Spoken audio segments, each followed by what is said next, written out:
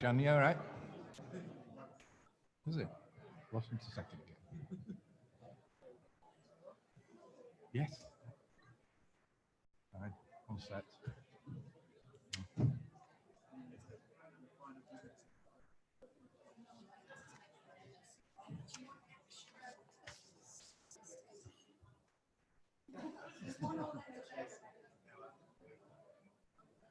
That's the one good.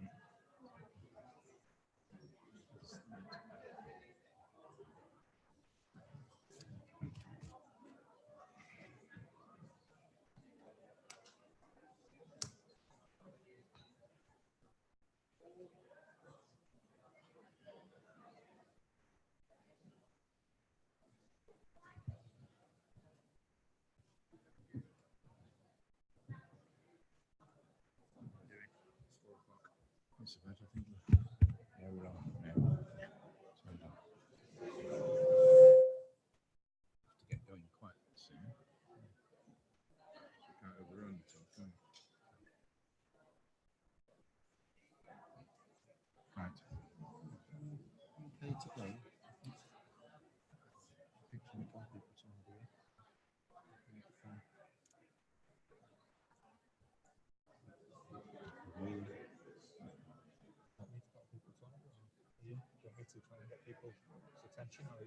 I wasn't sure if these were on.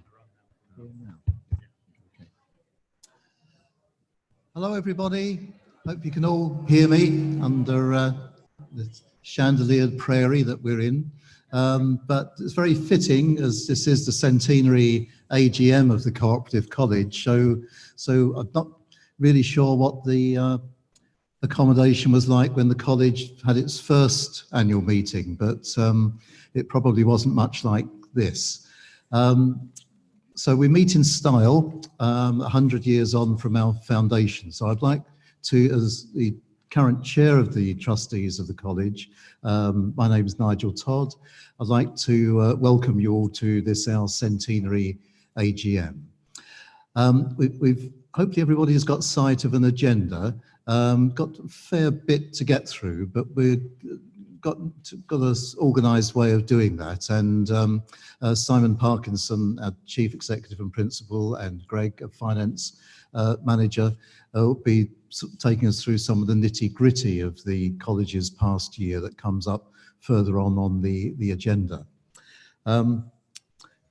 Just at the moment, again, I'd just like to thank so many of you for coming along to our annual meeting. And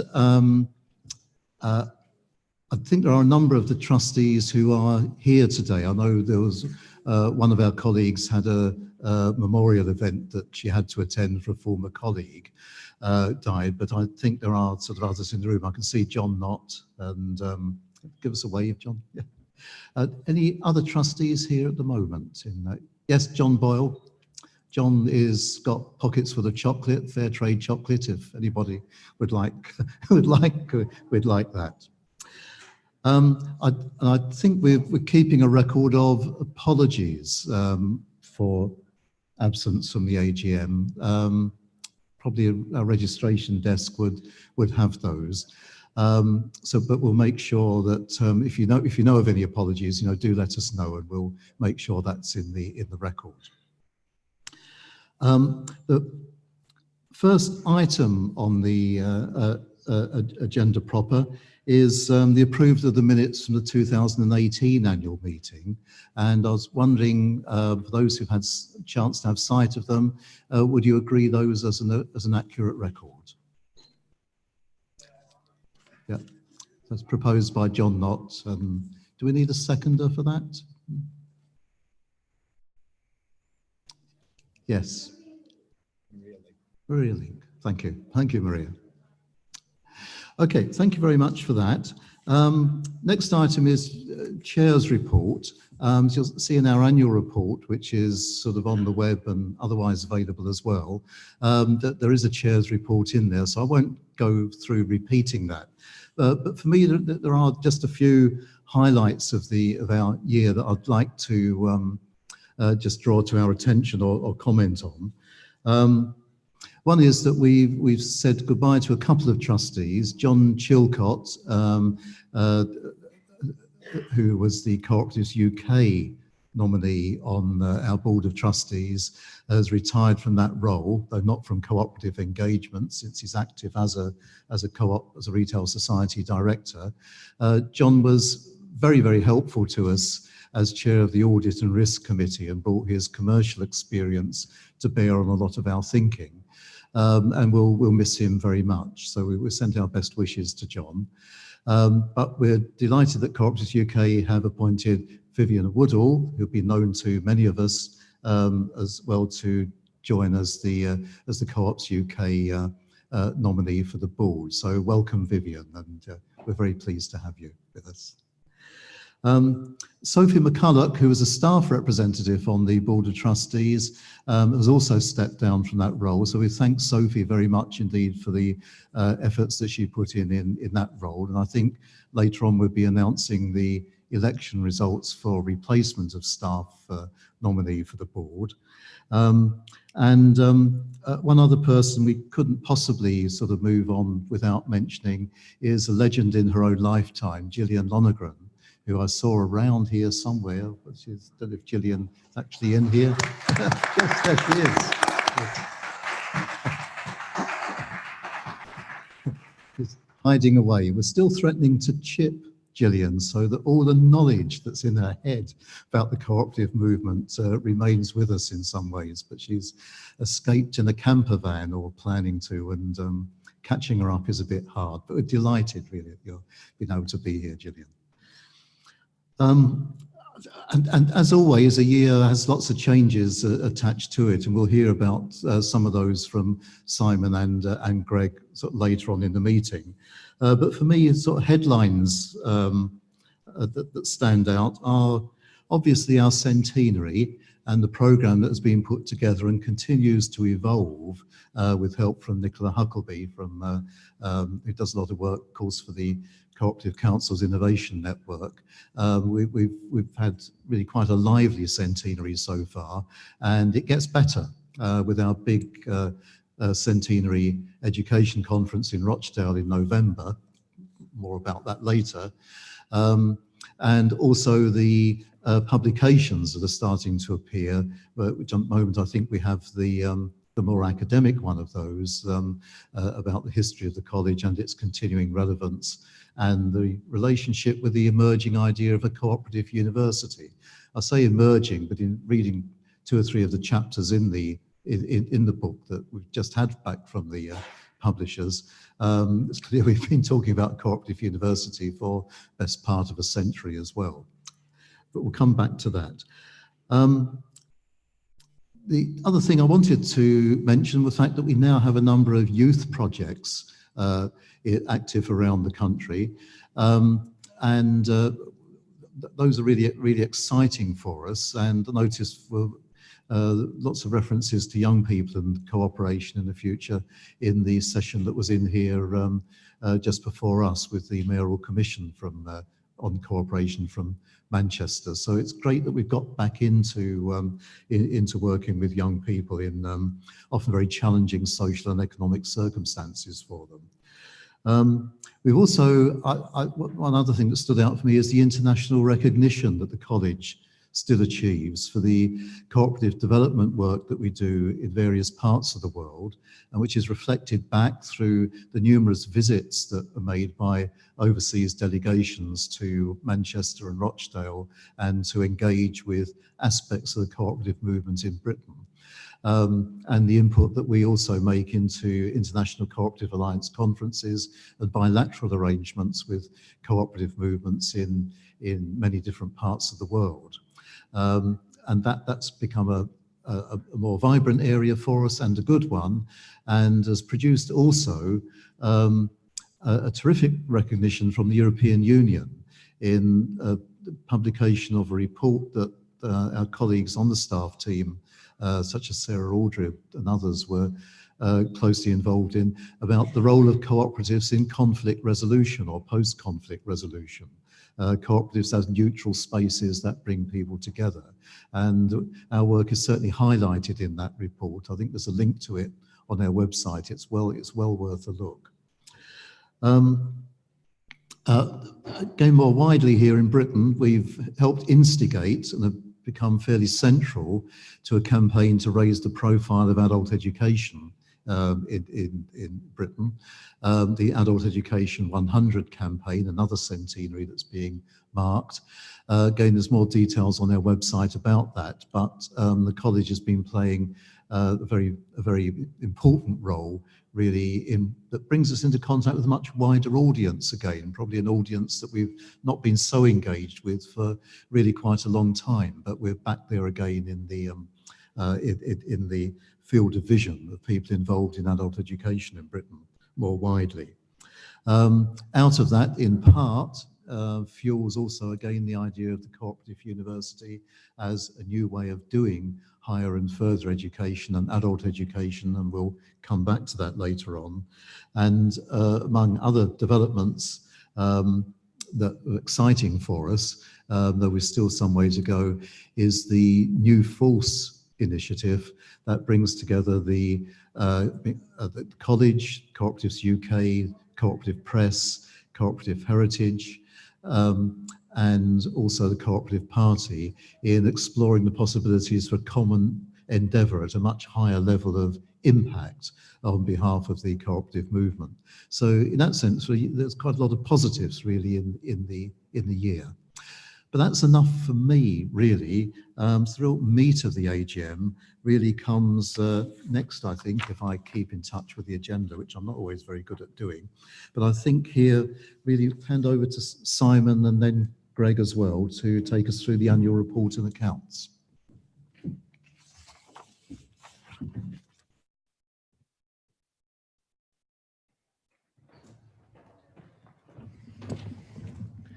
Good afternoon, everyone.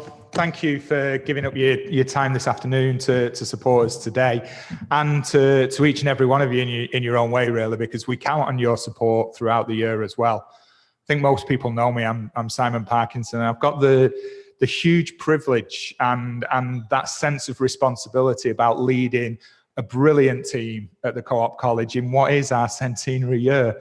We're 100 years old. It's our birthday, and we're delighted. You know, we're delighted to be celebrating that. We're delighted that we've got, you know, a year-long events planned, and we're determined to enjoy it. You know, we've promised ourselves as a team that we'll enjoy it, and we'll come on to some of the events that we've got and some of the things that we're trying to achieve in our landmark year. We couldn't do it without you. We couldn't do it, you know, without our members. So we're grateful, and we hope that you enjoy this year with us as well. What we're trying to do this year is just be a little bit more environmentally friendly. So we've not produced the full pack of the annual report and accounts. They are available on the website for anybody that wants to go through the detail of them. You're more than welcome, and Greg and I and the board are more than happy to pick up detailed questions as well. We've given a snapshot in your packs, and Greg will talk to those numbers. So you'll have a combination of some words from me and Greg and some numbers to go through as well. So I hope you'll appreciate the intent that we're trying to show there. So what I want to do is just really set the scene by giving a quick review of the year. Let Greg go through some of the financial detail of that, and then come back after the election results and talk about some of our plans and some of the wider impact that we feel we have had and can have as the college.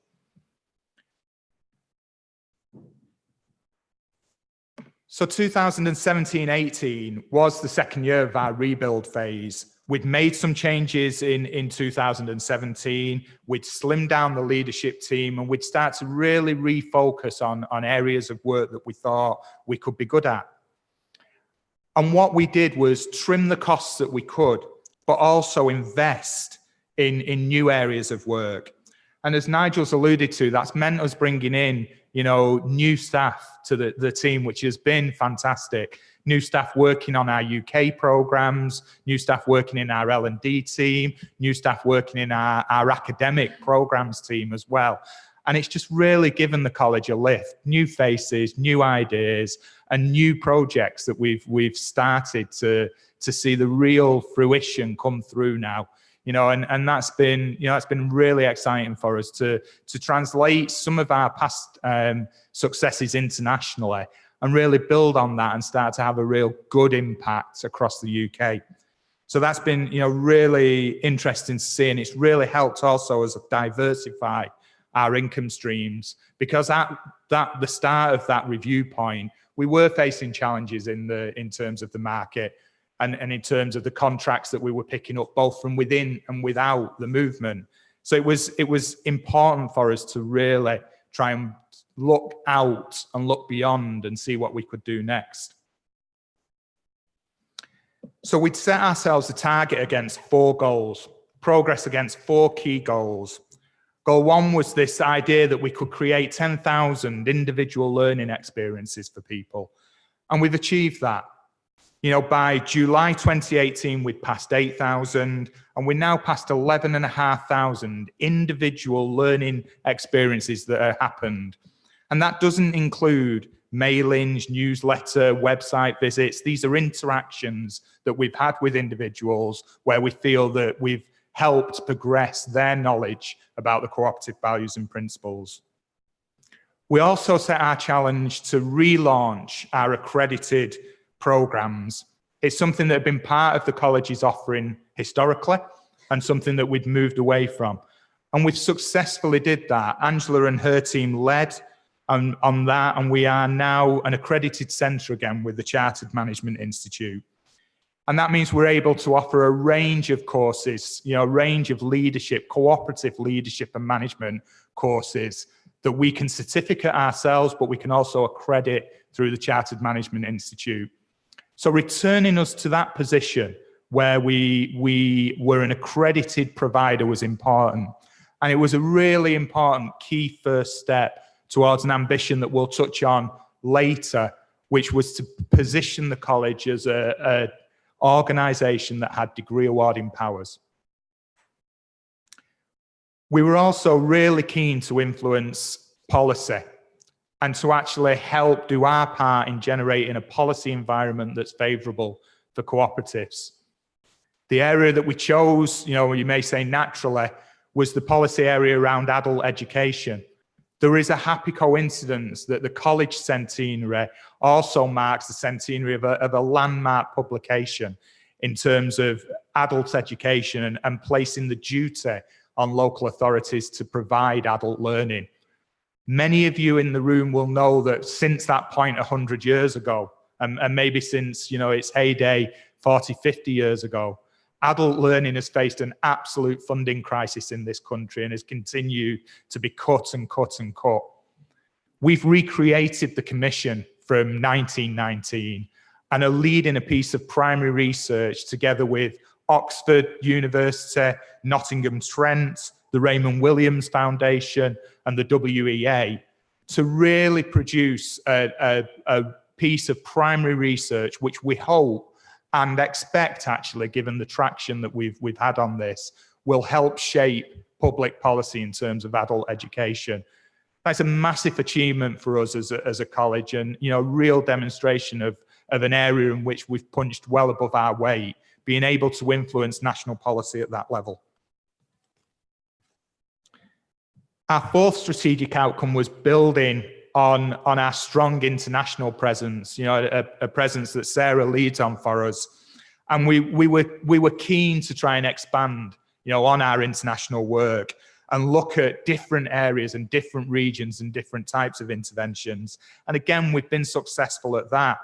A few examples of that would be that through our Educated Trainers Strongers Cooperatives project, we've been able to encourage more cooperative startups that are leading to sustainable rural co-ops in Turkey. We've also seen more of our traditional cooperative international development work stretch into Rwanda in partnership with Tear Fund, and in Zambia, working with Christian Aid.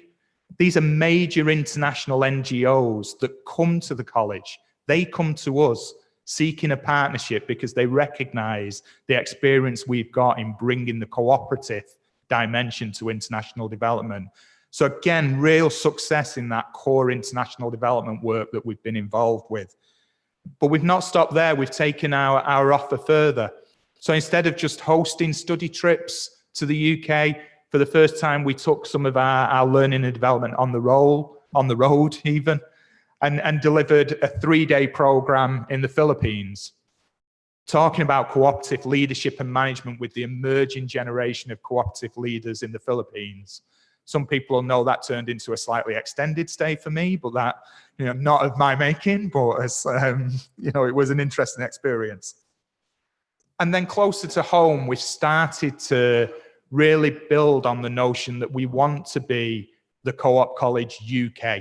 We want to make sure that we've got as much of a presence across the UK as we've historically had in England.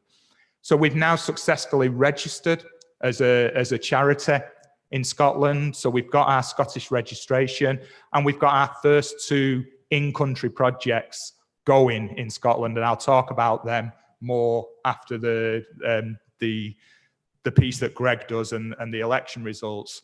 So real commitment to try and work in the different areas of the UK as well as internationally. So what I'll do at that point, that just sets the scene, that talks about the goals that we had towards the end of this strategic planning cycle for us. Greg's going to talk through some of the financials that match into that. We'll then go through the trustee election pieces, and then I'll come back and talk to you again about what we hope to achieve over the next 12 to 18 months and maybe a bit longer. So thank you.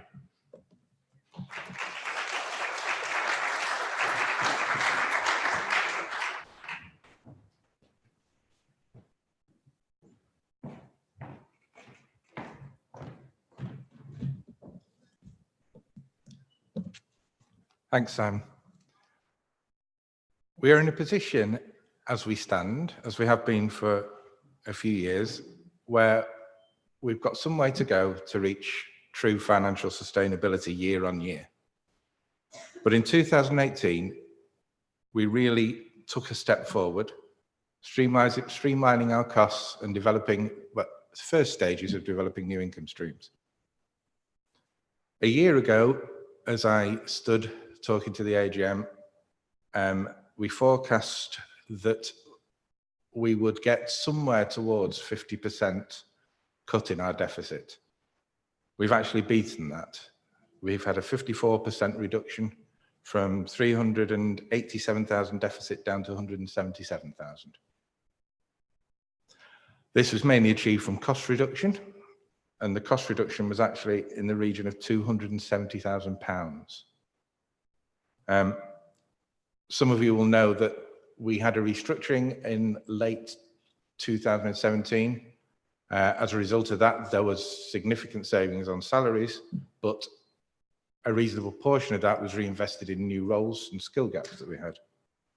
So there was still a saving of well over £100,000 to come out of activity, out of more efficient performance of our charitable activities. And we've done that. We had a thorough review of costs throughout the organisation, and all of my colleagues have gone the extra mile in doing things in-house. The staff managing to deliver things with as little as possible need for external costs, and still not impacting on delivery. We could have chosen to just simply save costs, and the figures would have looked considerably better than they do now, but that isn't the case. As well as investment that we've made in certain new staffing roles, we've also, with the much appreciated backing of our trustees, had strategic investment of 41,000 towards development of new income streams, not least of which the move towards becoming a degree provider. Trimming costs was possible in the short term, but in the longer term, it will be about turnover, and that is a longer term goal. What was important to us wasn't simply to look for immediate wins, but to develop income streams that could sustain us in the long term. So, during a period in which we made the significant cost savings we did, with the change of staff we had, we're actually very happy to say that we've maintained turnover at virtually exactly the same level as last year. Standing still in terms of turnover, though, isn't standing still in terms of operations. Much of the income of the college just doesn't roll on and off. Much of it has finite length projects and work streams that come to an end and need replacing. So it is a constant effort to maintain the income that we have. We're very grateful to Pottersbury Trust, who fund our Co-op Adventure project that deals with young people with learning difficulties and autism, to the Co-op Group, who funded Together Enterprise in Rochdale, and to the Co-op Foundation, who in conjunction with the Big Lottery Fund are funding our Youth Co-op Action project. Our investments continue to perform well. We invest in a sustainable diversified fund with Royal London. This fund has actually been the best performing fund out of its category over a 5-year period. And again, in 2017-18, we got significant gains out of it. We achieved investment gains of £220,000, which is vital to our financial sustainability at the moment. However, we actually received £58,000 less from our investments than we did in the comparable set of accounts. So that really does indicate that that halving of the deficit was down to the more efficient delivery of activities. Our balance sheet total, our net assets, sits at just under £3.5 million. Most of this invested in Royal London. Whilst this is a strong position and provides stability for the college, if we continue to make deficits, it's being eroded. And as the level goes down, the returns from the investments goes down. So you can end up in a bit of a spiral that way. It's also worth noting that the funds aren't all freely available to spend. The majority of the funds are in endowment funds and restricted funds. The endowment funds can be spent on charitable activities, but only with specific agreement with the trustees. Restricted funds can only be spent in the way that the donor dictated. Our charitable projects have now overtaken our traded services as our single biggest source of income. Yet we're having to work very hard to be able to afford to deliver them. We receive most of our funding from grants and foundations, but they will only provide for certain costs or only provide a certain percentage of the cost of a project. This work's a wonderful example of the impact education can have. It's about education reaching those that are left behind by the mainstream system. It's about people gaining confidence and skills which can see them play a greater role in their communities, prepare them for the job market or for further education and training. It's about people creating their own opportunities. It's about new cooperatives being formed, and it's about spreading the benefits of cooperation. It's about Malawi, Zambia, Rwanda, Turkey, but it's also about Fife, Cannock, Hartlepool, Plymouth, Oldham, Rochdale and Manchester. Yet we don't receive much in the way of donations nor charitable funding from organisations. I would ask that one message to come out today is to spread that we are a charity, that our project work is having an impact far and wide, and that charitable work needs third parties to pay for it, because unfortunately the beneficiaries can't. We need this financial help from both individuals and organisations to help sustain the great and growing charitable work that we do. There'll be more on that from Simon later on. On that note, I'll bring this section to a close and hand over to Andy Ty of UK Engage, who will take you through the 2019 election results. Thank you.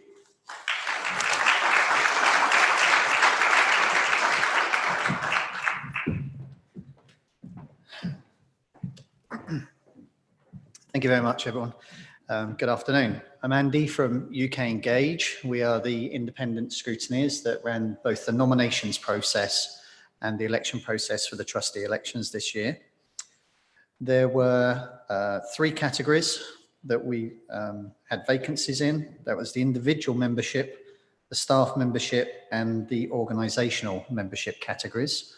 I'll go through the results now. So in the individual membership category, there were 3 candidates for 2 positions, and the 2 candidates elected for these positions are in first and second place on the screen here, Hazel and Nigel.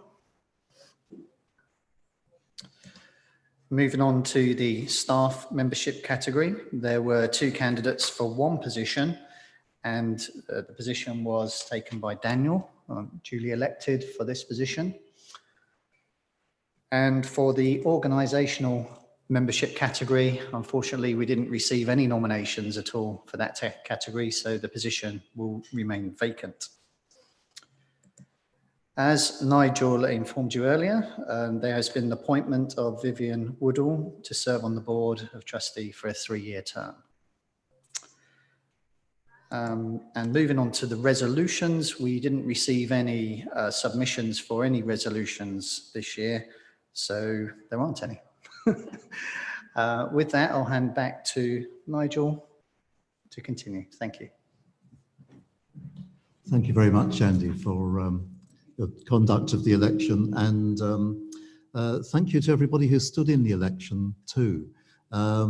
It's what we tried to do under the still relatively new status of the college is to create a vibrant educational democracy, and one of the factors, not the only one, but one of the important factors of that is that people do come forward and put themselves forward for election, and we'll give some more thought to that, I think, in terms of the experience of this year's elections and what we need to do to prepare for future elections when the board comes to reflect on whether we got it quite right, because it's always important to evaluate what we're doing in that respect.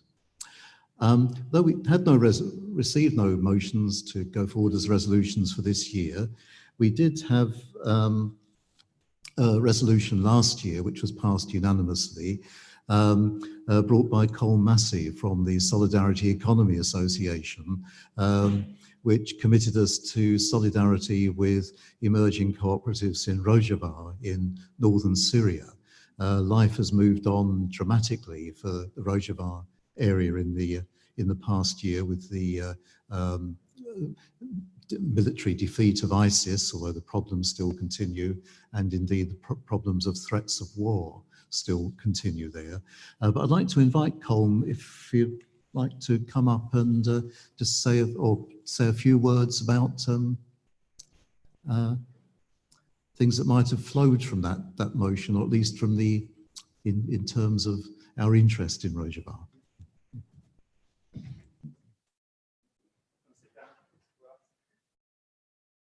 Okay. Yes, so shortly after the AGM, I was able to travel to Rojava with another Solidarity Economy Association member. We were hosted by Abariya Jin, which means women's economy in Kurdish. We visited a range of co-ops varying from covered markets, village stores, bakeries, farms, energy cooperatives, all formed in the last kind of 4 years.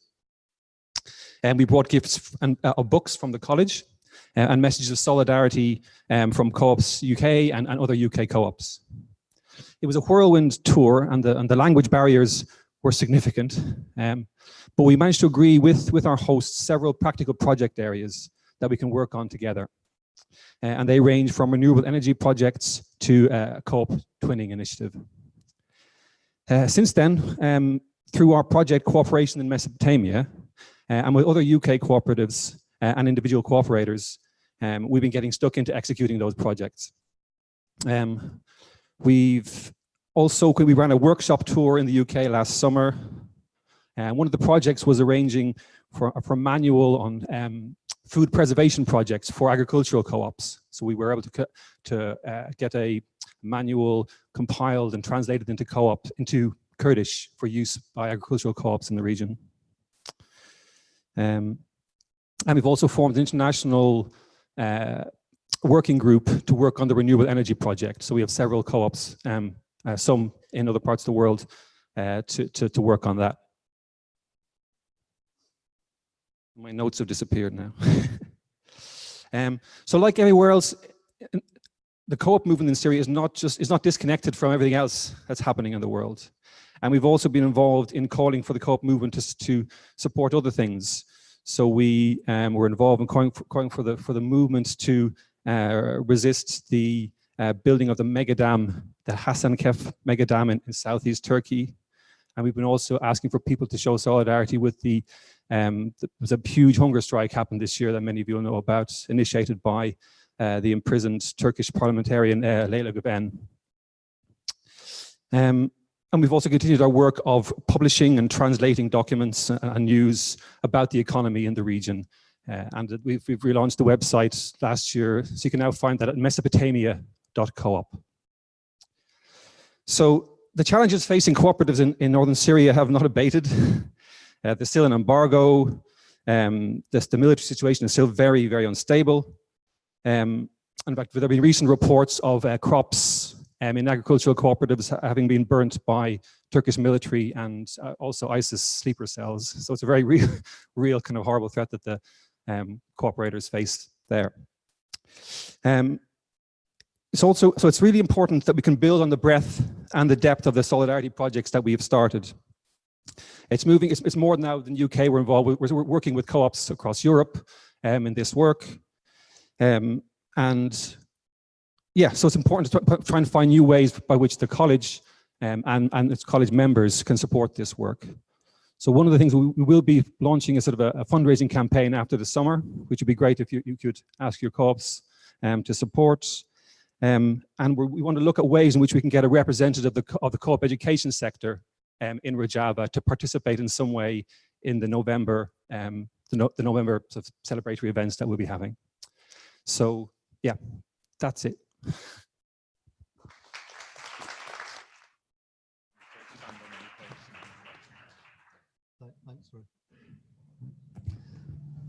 Thanks very much, Colm, for bringing us up to date there, because we'll be keeping in touch, and hope also that Colm will be taking part in our Centenary Education Conference in November, which will be another opportunity to explore more in depth what we could do. But clearly there are things that will be made aware of where we could show support before then. So that's great.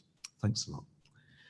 I think at that point I'd hand back to Simon, who is already there, to just do a presentation on the college impact that I think you might find quite interesting. Yeah, thanks, Nigel. I should have said at the start, we're hugely grateful to Nick, Ed, and the Co-ops UK team for allowing us the space in Congress to hold our AGM here. I think it's a real visible sign of and I know press have been here as well today.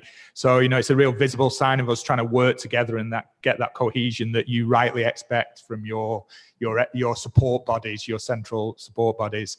But that does mean we are time pressured, which is a fair trade-off. So I'm going to briefly talk about some of the impact, because we do want to leave, even though we had no formal questions in advance of the AGM, we do want to leave a few moments at the very least for members to raise any questions or issues. So I'm going to try and be quick, which is not natural for me, but we'll give it a go. So we are a small team, but we do achieve big things. We absolutely punch above our weight. For a team of 15, you can just see on the screen there, lots of what we've done.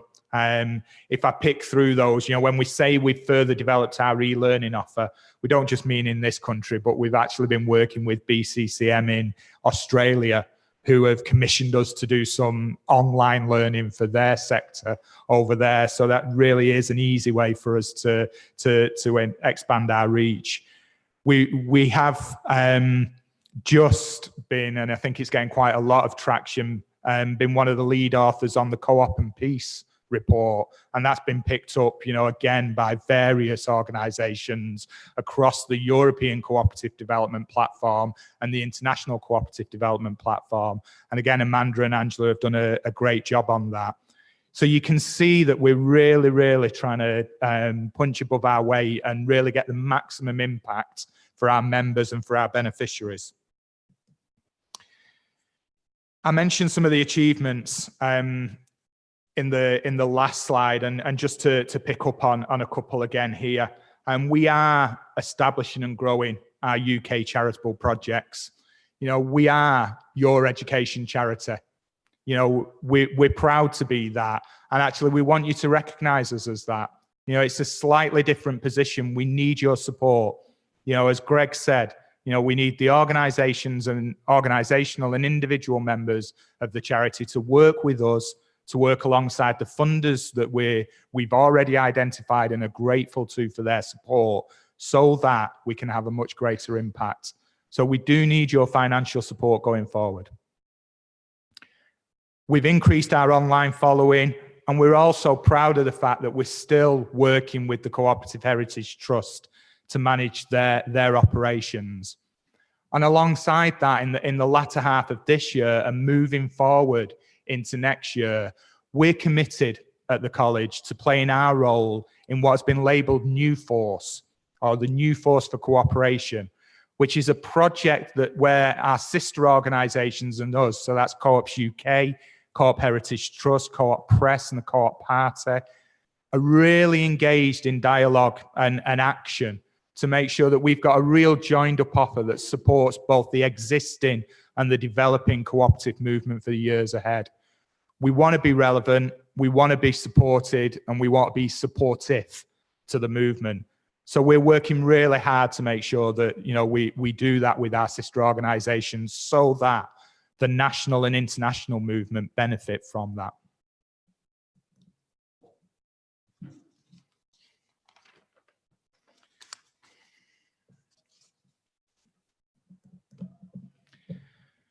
So we're emerging. If we spent the first part of our strategic planning cycle refocusing, making sure we understood what we could, we're being much more ambitious in the next 3 years. You've heard me talk about the Adult Education 100 programme. That will lead to a piece of research which we are confident will help shape public policy in that area. We've got an ambitious centenary programme, and we'll come to an announcement on that in a slide or so. But it finishes with our centenary conference the end of November in Rochdale, and we'll talk about that a little bit. But we're also hugely ambitious in terms of making sure that the Co-operative College is in a position to offer accredited learning all the way from entry level right the way up to degree level. And we are currently waiting on an imminent announcement, I can't even say it, from the Office for Students. We are waiting and expecting to have confirmation of our registration as an approved HE provider any day. That means we'll be able to launch degree level programs, high quality, low cost degree level programs for the cooperative movement. This is something that we need to grasp as a movement. This is an opportunity for us to really make sure that the cooperative advantage, the cooperative difference, the history and heritage of the cooperative movement is mainstreamed into education. For too long, we've hoped that business schools and tried to convince business schools to do that, and they haven't. So now's the time to do it for ourselves. You know, we can make a difference, we will make a difference. And the college, together with a wide range of academic partners, and thanks to a newly formed interim academic board, a volunteer board, we're there. You will hear further announcements over the summer on that, and then again at our centenary conference. So we're committed to offering, good quality, accredited education at every level. And Polly and Scylla, Polly, our new member of staff, and Scylla, who everybody will have heard or know in the room, then have done a great job in leading us through to this point. So we're proud of that. We know there are some issues with that. We know that there are different views around that in the movement, but we want to engage with the movement now and explain why we think it's the right thing to do and really ask the movement to support us in that. So that's a major part of our strategic planning cycle. Currently, as a leadership team and a board, we're going through that. We will launch our new strategy at the conference in November. And what we also want to do is get the views of our members in terms of where the college should go. So we're launching a survey. Some of our members may have already received this, so it's an online survey. We're asking you as members to complete that survey. It takes about 10 minutes. Our commitment to you is if you take the time to fill that survey in, we'll take the time to review that and build it into our thinking. So that's a really big part and a big commitment to be member-led. We're not just reviewing our strategy and writing our strategy in isolation. We want our members to play a full role in helping us develop the strategy for the next 5 years. 107. Sorry, me clicking in the wrong place. Whenever you've got a historic organisation as ours, 100 years old, and I know we all feel that trying to capture what we've achieved in 100 years is difficult. Trying to articulate what we've achieved over 100 years is difficult. We thought that in the age of social media, we'd make it doubly difficult for ourselves, because apparently Andrew and others tell me that the maximum video clip that you can get on Instagram is 100 seconds. So how do you get 100 years of history into 100 seconds? That was our challenge. That will be launched on social media over the coming weeks. You get the slightly fuller version, all of 3 minutes. So trying to cram 100 years of history into 3 minutes, I'm sure it'll have some people going, oh, it's not possible. But we want to try and do it in a way that's relevant, engaging, but actually shows the success of the college. So we share this with you now as our potted history of the college, and hope that you enjoy it. Have I messed it up? 175 years ago, a group of ordinary people came together. Their goal was to address the inequalities that they saw across society. There was a need for something radical. Together, they were pioneers who cared about their community and wanted to change things for the better. They believed in self-help and self-responsibility. To encourage that, they knew education was crucial. Above their first shop, they built a reading room, a hub for the community, a space to learn. They enshrined education in their values and principles, turning a pledge into a promise. They knew education was the quickest route to a fairer society. They now needed an institution to deliver it, the Co-operative College. Founded through a resolution at Co-op Congress, over the last 100 years, we've grown from a small room at Hollyoak House to an educational charity delivering training across the globe. Bombed out during the war, we came back stronger thanks to the support of the cooperative movement. From stately manor to a Manchester homecoming, our work has always been about inspiring people, wherever they may be. From Rochdale to Rwanda, our projects transform communities and change lives. Getting up and just don't give a monkeys about what anyone thinks about, like, what anyone thinks, like, what we've been through or anything like that. We've just, like, put a smile on and go through it every day, don't we? That's what I meant. A hand up, not a handout. We empower people to change things themselves, not wait for others. Just like the original pioneers, we've spread the message of cooperation far and wide, inspiring the next generation to take back control. Our youth projects are spread across the UK, giving young people the confidence, skills and opportunities to have a say on the issues that matter to them. Over the last decade, we've delivered training to over 10,000 cooperative members in the UK, whilst internationally, over 30,000 people have benefited from our work in Malawi as we've grown the cooperative network across the continent. Real impact, real change. We don't dwell on past achievements, though. We use them to inspire new ideas. We know that in today's uncertain world, cooperation is needed more than ever.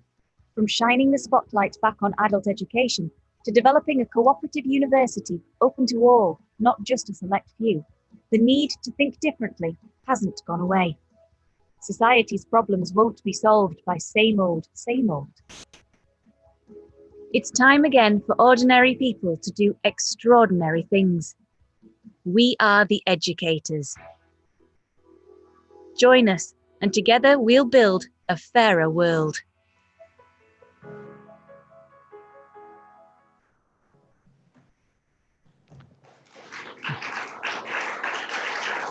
Thank you. And many of the team are seeing that for the first time as well. We deliberately sort of tried to sort of give that as a little bit of a surprise for the team as well. And hopefully it shows, it shows the transition from where we were 100 years ago to where we are now. And it's delightful to see, a number of our team represented in that video clip. So thanks to you all, because we'd be nothing without you. So well done. Well done. 100. So We've talked about the members survey, and I don't know whether that's going to come up next now, whether I've got the slides out of order.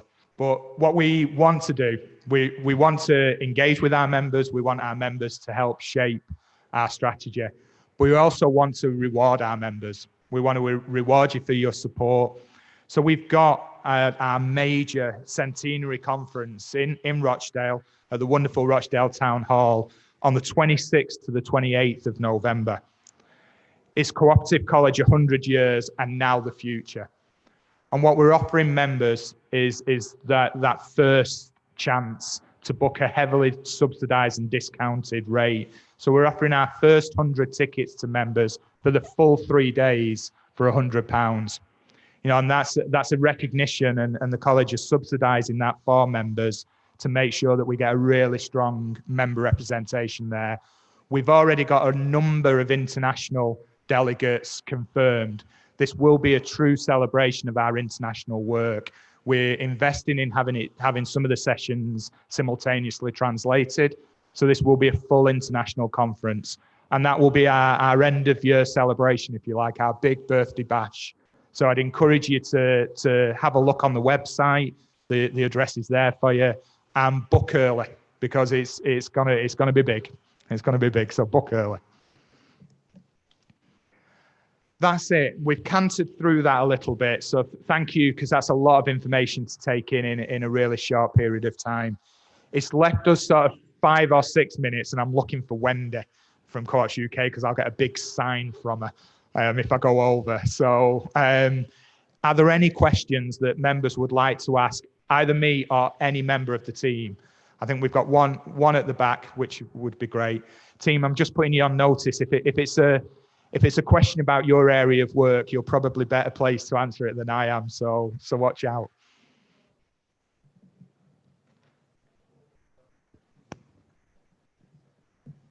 Donald Morrison, Mid-Counties Co-op. I just want to congratulate everybody involved in what has been an absolutely excellent piece of work. To think that the college is about to offer accredited programs, in addition to which you're going to do research into adult education with other prestigious academic bodies, and also the international work you're doing, which is incredibly important and in many ways epitomizes cooperation at its very best. Besides that, becoming involved in higher education is just incredible.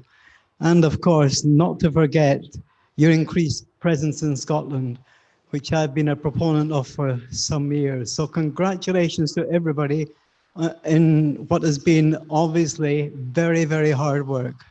Thanks. Thank you. Thanks. That's generous. Thank you very much. I mean, we're delighted to extend that work into Scotland, and we're really keen to work with a range of like-minded organisations, and anybody that's interested in further detail of our project work. We've got the team here that are delivering it, Gabby, Daniel, and Gemma. So please seek them out. The other thing on accredited learning that I should have said is, I'm delighted of the response we've had from the movement about the return, particularly to this notion of members to directors training. We've had some really, really good conversations with Central England Co-operative, who are really keen to not only, which I really like, not only invest in their members, but do it in a way that might allow smaller regional cooperatives, worker cooperatives, to access the course at a subsidised price. So it's a real Principle 6 example where one of the larger independent societies is willing to invest in their members' education and allow that investment to go into the wider movement. So thanks to Elaine and Jim and Tanya and everybody involved, and Debbie at Central England. So I should have acknowledged that first up, so thank you.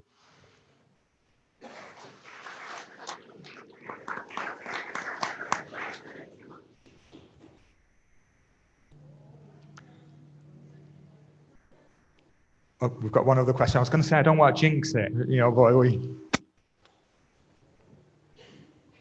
No, that's all right. I'll jinx it. I'm watching your little skip through 100 years. There was only one oblique reference to Stamford Hall, which used to be our residential, and was a core that made a college a real college. And I noticed there's people in the hall, but I'm probably in a minority of people who actually went there and done courses and remember the benefit to the movement. And of course, it was got rid of about 20 years because basically people couldn't afford it. So that was what was said. So it's been left out. And but the truth of the matter is, it would appear you're going to stay as some sort of peripatetic organisation going around. And if anybody wants to work hard for an idea, like the original people did, then the only way you're going to do it is by committing yourself to raising the money. If you want to be a university, is to have a campus somewhere where you can do these sort of things. Even the Open University has a campus in Milton Keynes area. Not that I would want to live or go anywhere near Milton Keynes personally, but that's just a personal point. The fact of the matter is, as I realise that everybody has to cut their cloth, but I always say it's a great danger to keep applauding it for what we're doing when actually it's shrinking. I mean, I don't know where your funds come from, but I would assume some of that was originally money that come from the sale of Stamford Hall to a developer. Now, you can only sell something once. And as a lot of people say, there's no magic money tree. But you have to incite people. And the only way you get people excited is if you want to make it back to having a proper vision. There's all sorts of organisations with a history, like the Workers' Education Association, Ruskin College, which isn't a college, it's a trade union backed thing.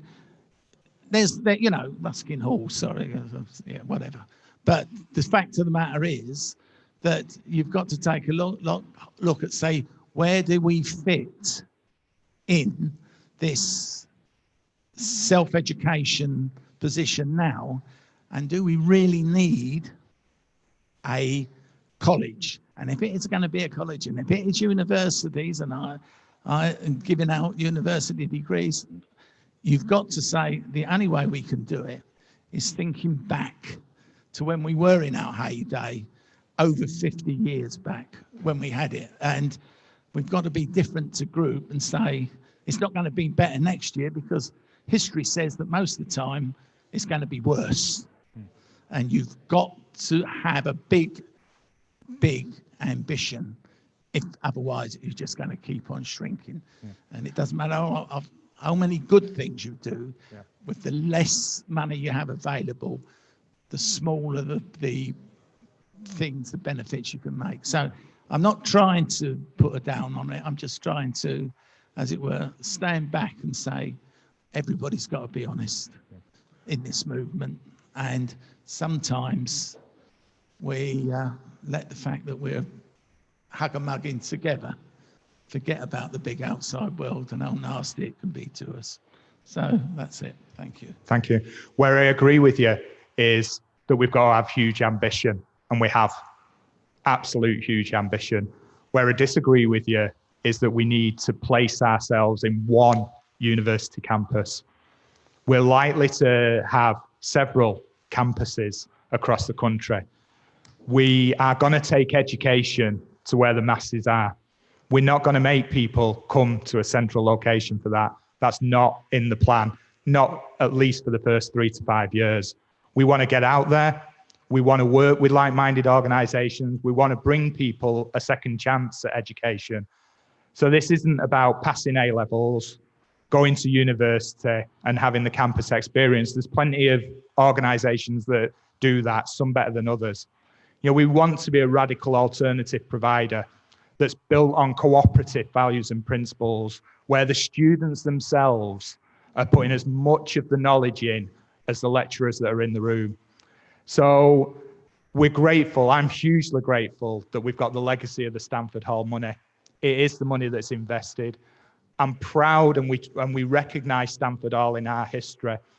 You see in the video, the piece that I'm most proud of from the Stamford Hall era is that picture that shows the absolute diversity of students that attended Stamford Hall. That's our aim going forward. We want an equally diverse student body, and we're going to take education to where they are rather than make them come to a stately home in the middle of the country. So we've got huge ambition for it. More than happy to carry on that debate, because we've had this debate together before. I'm more than happy to have that debate with anybody else in the room. But, you know, we're going to make a success of this. You know, we're going to take it forward. And I'd ask each and every one of you in your own way to support us to do that. Thank you.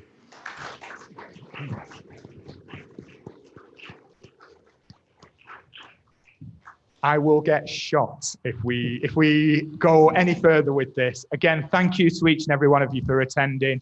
Thanks to Co-ops UK again, and Ed and Nick and the team. You know, we've taken up enough of your time. I am around all weekend for anybody that wants to pick up any conversations, and enjoy the rest of Congress. Thank you.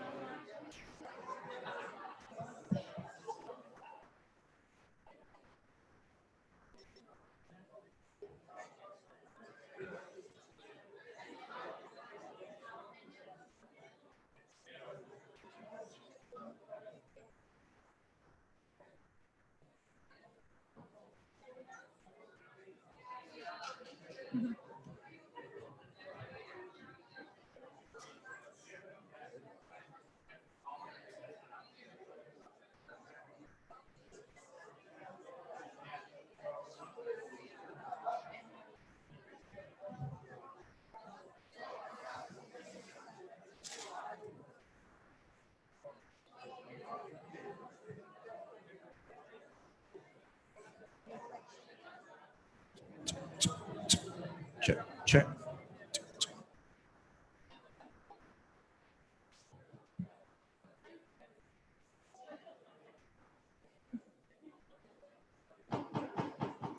Hello, everybody.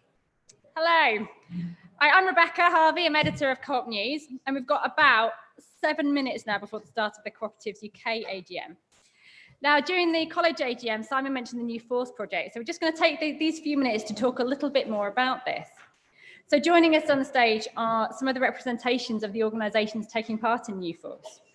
We'll be giving an outline of what New Force is, its scope, and what is happening on a practical level. So let's start with Nigel Todd, Chair of the Co-operative College. Nigel, what is New Force and how did it come about? Who's involved?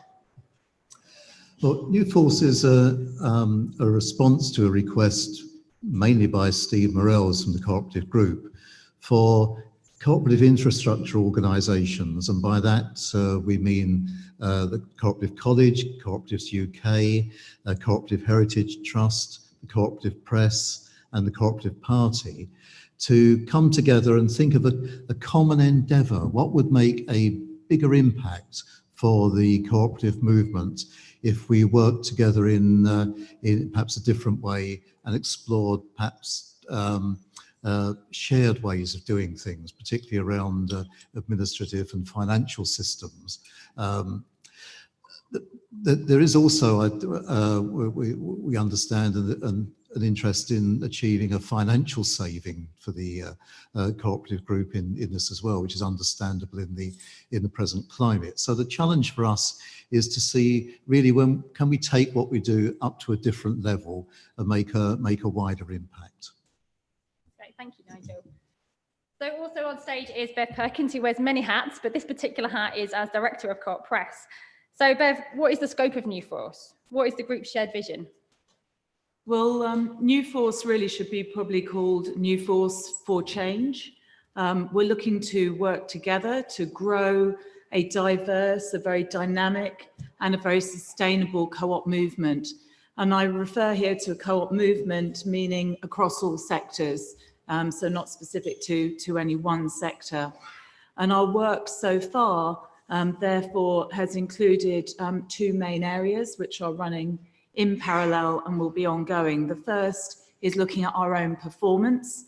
So as you would expect, given the external economic, political and social strains that we have and that also our members have, we're looking at things like our workspace, our back office, IT, procurement, our communications amongst ourselves and between ourselves and the movement. And our aim there is, of course, efficiency and effectiveness. But that is just one very small part of what we're seeking to do. The second phase is much more about the growth and the development of this co-op movement and what we can do given our input from the movement, from our members, from others, to help to enable you in growing the movement. There are 4 areas that we've identified where we feel that we can assist, and these all cut across all the organisations, the sister organisations, as Simon said earlier, that are working together. The first and second are policy and regulation and campaigning and education. And for both of these, we want to make sure that others understand the co-op difference, not only as it defines us as cooperatives, but also the difference that we can make in society and also in communities. The third is to connect, to help to connect cooperatives, but also to connect cooperatives collectively with others, with the policymakers, the regulators, the public that need to understand, and also with potential future cooperatives. The fourth area is to collaborate with you, but also to help you to collaborate with one another, to basically ensure cooperation amongst cooperatives movement-wide. And so if the first phase, we aim for efficiency and effectiveness, given your comments to us in this second growth and development phase, we are hoping to increase the visibility, to increase our influence, engagement, and to enable us and to enable cooperation amongst us. Finally, we've got Nick Matthews, Chair of Co-operatives UK. So Nick, what are you actually doing? Where are we going? How are we getting there? What are we doing? Very good question. Everybody will know that getting cooperatives to cooperate, that famous principle, is probably the most difficult of all the 6 principles to achieve. But I think there is a clear shared ambition that we can be bigger and bolder if we do some of our work, more of our work collectively. So as Bev has pointed out, and as Nigel pointed out, there's some simple things we can do, like creating a shared service offer for all of the organisations that live in Hollyoake House, which hopefully we're in the process of doing, but actually if we're able to make that work efficiently and effectively, other organisations outside of Hollyoake House will want to take advantage of that too. So that's clearly a cost saving and an efficiency issue for all of us. There's quite a tight timeline on some of these issues. I haven't got time now to go into the detail of all the different elements of that, but we have got a plan in place, and we've got people working behind the scenes to pull these things together to deliver these activities. And we're quite conscious that if it's worth doing, it's, you know, it's a bit like Macbeth. If it's to be done, it's better to be done quickly. If there's a cost saving to be made, let's have it. But I think that the real test of this is, I think that if we stand back and honest about ourselves, the cooperative message in the country is confused, and sometimes we confuse ourselves by, you know, 4 separate messages going out of one building, for example. And I think that if you said to me, Nick, what would you know, how would you measure success in this process?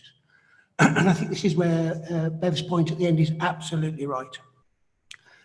One phrase that comes to mind immediately was something my cousin Nick from the group said at the retail conference. He said, we need to amplify and simplify. So that when people come into contact with the idea of cooperatives, and we're talking about cooperatives, we say it in a much louder voice so that people get the message that the cooperative model is out there and is available. But secondly, when they engage with us, the process is much more simple and straightforward. And that has to be one thing. The second thing I think I'd like to refer to is something that Simon Parkinson from the college said to me, was he said that the one thing that's off the table is that that we can carry on the way we're working now. So we've got to be completely open. The process is absolutely consensual. All the parties engaged are there of their own free will. We won't do anything unless we get consensus from all the organisations going forward. But whatever structural changes might be required as we go into the next phase are required, we will come back and bring back to our boards and persuade them that this is the right way to go forward if we need to change any of our structures and simplify our structural relationships. And finally, and I want to thank Claire from the Co-op Party for this, what would ultimate success look like? It would look like we'd have a bigger cooperative economy. Cooperatives will be bigger, there'll be more of them, and there'll be in more sectors. That we'd be more visible. I think one of our problems is that we disappear for large periods of the, you know, in universities, in government, in other places. We just get forgotten because we're not as visible as we should be, and we have to be better and more able to project our message in that way. And lastly, we have to be more influential, so that when anybody's interested or anybody cares or anybody wants to know about anything about cooperatives, we are their first and only point of call. And who of us answers the question? We'll sort that out behind the scenes, but they'll only have to make one phone call or one email to find out what they need to know about the cooperative world and what a difference cooperatives can make. And I think for me, ultimately, that voice, that noise, at a time when I think our values have never been more important and more necessary, is the single most important thing we have to get out there. You know, the world is going to hell in a handcart. You know, neoliberal capitalism is eating itself alive. Our economy is stagnating. Our people are revolting because their jobs are unstable and their housing is too expensive, and everything is. And we know from our experience, the small scale exemplars we've been able to demonstrate that there's a cooperative solution to nearly all of these problems. But we have to get other people to see that and to take it up and to run with it. And that, for me, would be the ultimate success of what we're trying to do.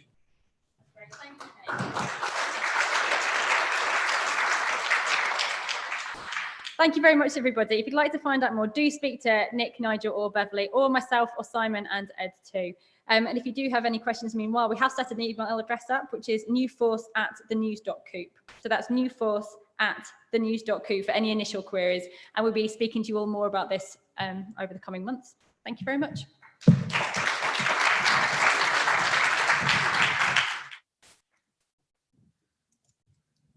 So after the Lord Mayor's show, we have the annual general meeting of Co-operatives UK.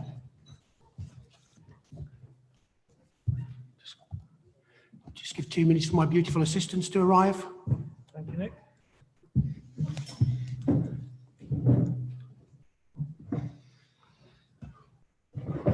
Right, I just need one.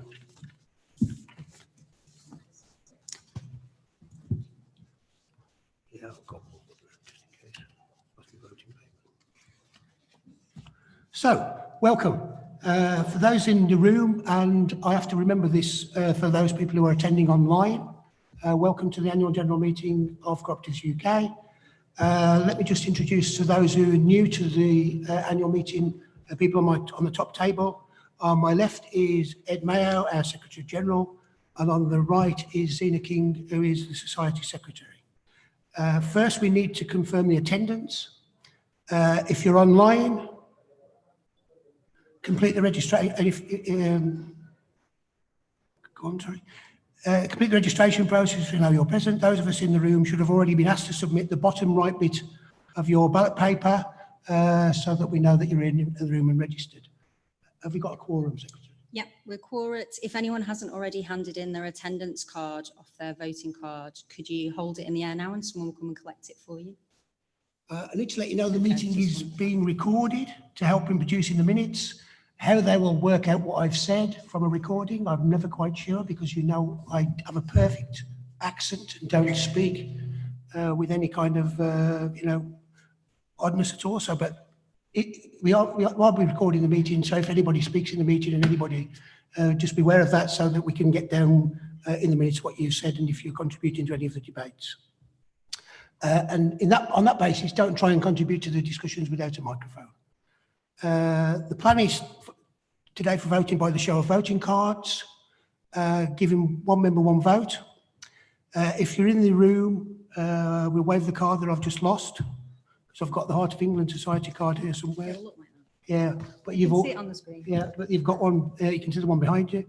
And the people online, you'll have to click on the buttons. Once your vote is registered, you cannot then change your vote, and if you fail to click an option within the allotted time, it will class as an abstention. If there's a resolution that divides the room, then there'll be a ballot known as a card vote, and I'll give you more instructions, and we'll appoint tellers and scrutineers if we need to do this. I've been taking the notice of the meeting as read. Is that acceptable to everybody? Yes, good. Everyone should have had a copy of the notice and the annual report. Additional copies of all papers for the meeting are available at the AGM desk, which is just outside the entrance to this room or on the AGM website. Before we go to the decisions today, last year, some of you will remember that there was a big debate about our accounts, because within their accounts, there was a huge sum of money that we were holding that made it look like we'd made an enormous profit on the year. What we thought today, before we go to the discussions, we'd explain a bit better about the process by which we've been investing in new startup co-ops and the effect that has on our balance sheet. So to give you an overview of that work, can I introduce the head of our development unit, James Delavine, who can tell you about this work and about the fantastic co-ops that we've been supporting. James.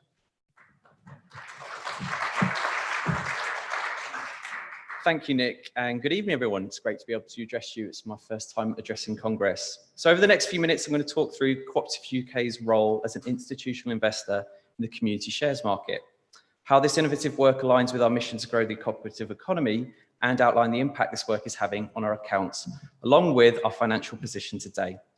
However, before I get into the details, I'd like to recap our leadership role in the development of the community shares market and share a quick member story that demonstrates the cooperative value of the community shares model.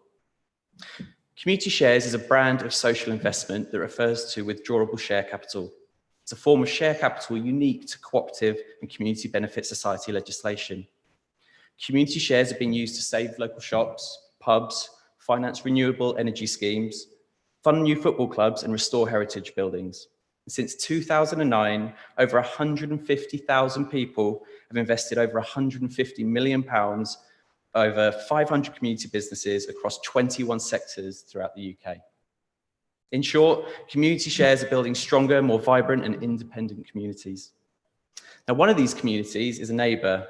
It's Project Manchester, who set up back in 2004 to transform disused land under a busy flyover space into Manchester's community, to turn disused land under a busy flyover into a space for Manchester's community of skateboarders who until then had nowhere to go. The skate park works with all parts of the community, and as well as being open to the public through the week, it offers sessions to under 16s, it does women-only nights, beginner classes, and does homeschool children and more. Coaches also go out to schools and run clubs across the city. Projects Manchester were exploring options to deliver an ambitious expansion project to grow and further embed itself in the community.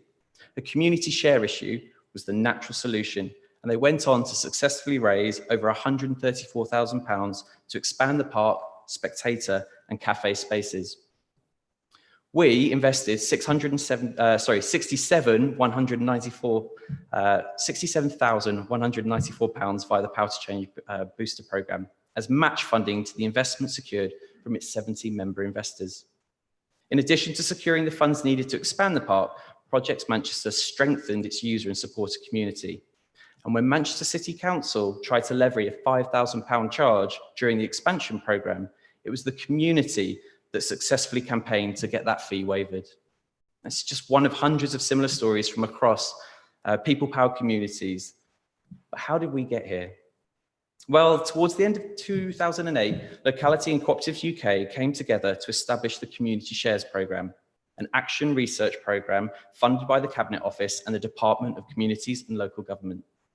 The programme ran from 2009 to 11, during which over 70 societies registered and went on to successfully complete a community share offer. The Community Shares Unit was subsequently launched in October 2012 and continues as a joint venture between ourselves and Locality. Its overriding objective is to grow a sustainable market for and the long-term success of the use of community shares to raise equity finance and participation with due process and protection for investors in a range of community and cooperative enterprises. We've also led the development and application of best practice in this space.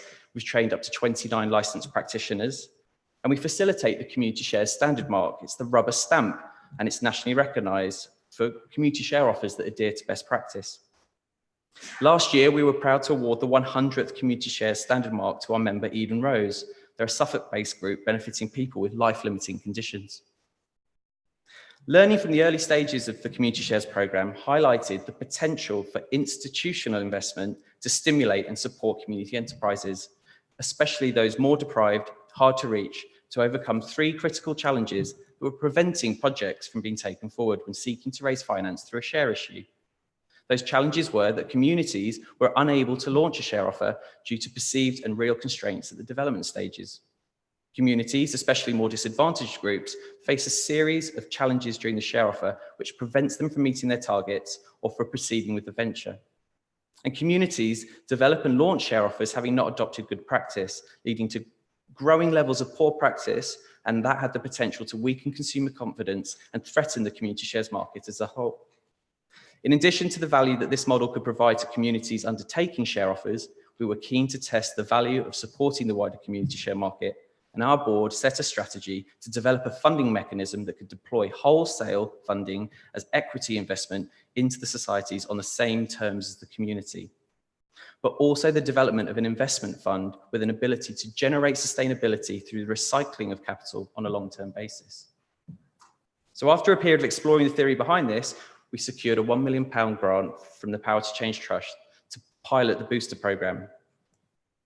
This investment scheme enabled us to directly invest £607,536 in 11 societies and also over £113,000 of business development grants.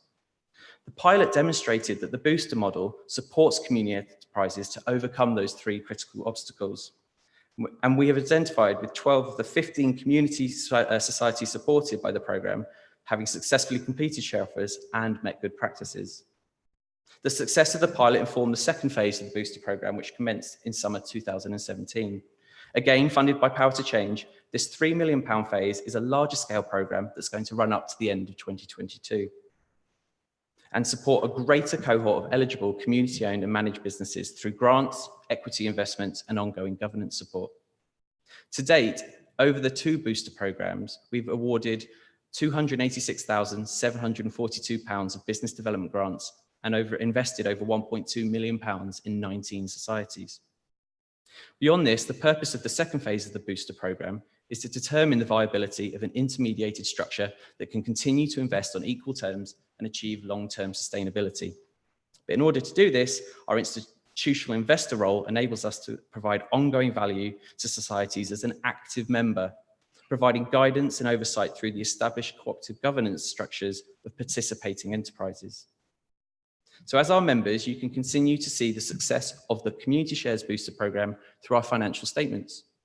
Our mission to grow the cooperative economy challenges us to find new ways to enable our members and the wider sector to grow and thrive. This has been a period of innovation, with Co-operatives UK leading the way in testing whether direct investment could enable communities to do more. The risk was low because the funder, Power to Change, agreed to provide that pot of funding to get us going. And this allowed Co-operatives UK to test and learn without gambling our members' money. Taking the lead in this way has still required us to be bold and decisive. Our board knew that delivering this programme would change the financial picture of the organisation, and a fundamentally different set of numbers would be presented to our members if we were successful in making these investments. And as this is new and innovative, it's crucial that we take the time to ensure our members understand the importance of this work, but also how it changes the information we provide to you in our annual report. The investments we make as part of the Community Shares Booster programme are risk capital.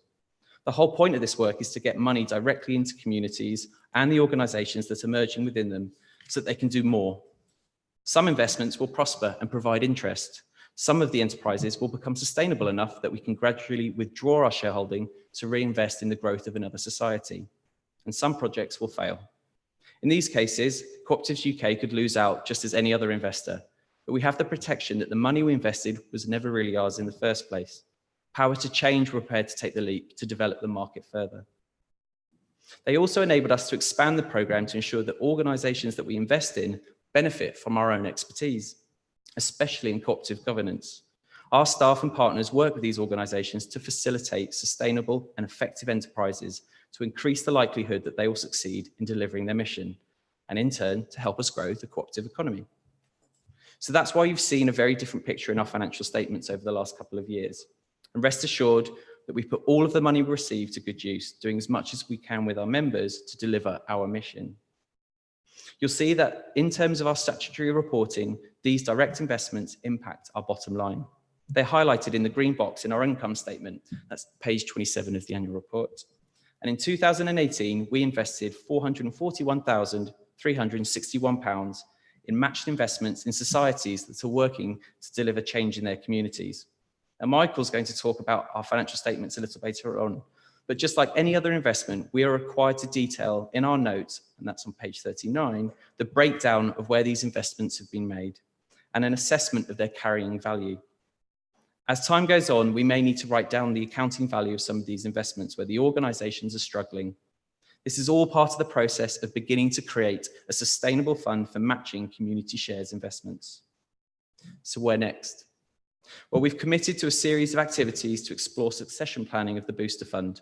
In particular, scoping the opportunity for the development of a standalone institutional investor that could be scaled through a package of patient finance and contract awards, in which the Booster funded portfolio would transfer over to a standalone entity, which would then be in a position to grow its portfolio through attracting other institutional investment. Such a fund would seek to grow the portfolio through crowding in new institutional investors, attracting grant finance, offering a management service to other institutional investors, and potentially even offering a fund of funds via its own community share issue. Although this is a medium-term aspiration, the evolution of the investment fund would spread risk and improve withdrawal liquidity for individual investors whose returns might be enhanced through various tax reliefs. These activities will continue to grow the overall market, offer a medium-term revenue stream to ensure the entity can operate sustainably, and offer an exit for Co-operatives UK's founding share capital. We're extremely grateful for the support provided by Power to Change and all the other funders and partners behind this work. There's huge potential to grow the community shares market further, and we're committed to realising this on behalf of our current and future members. Thank you for listening.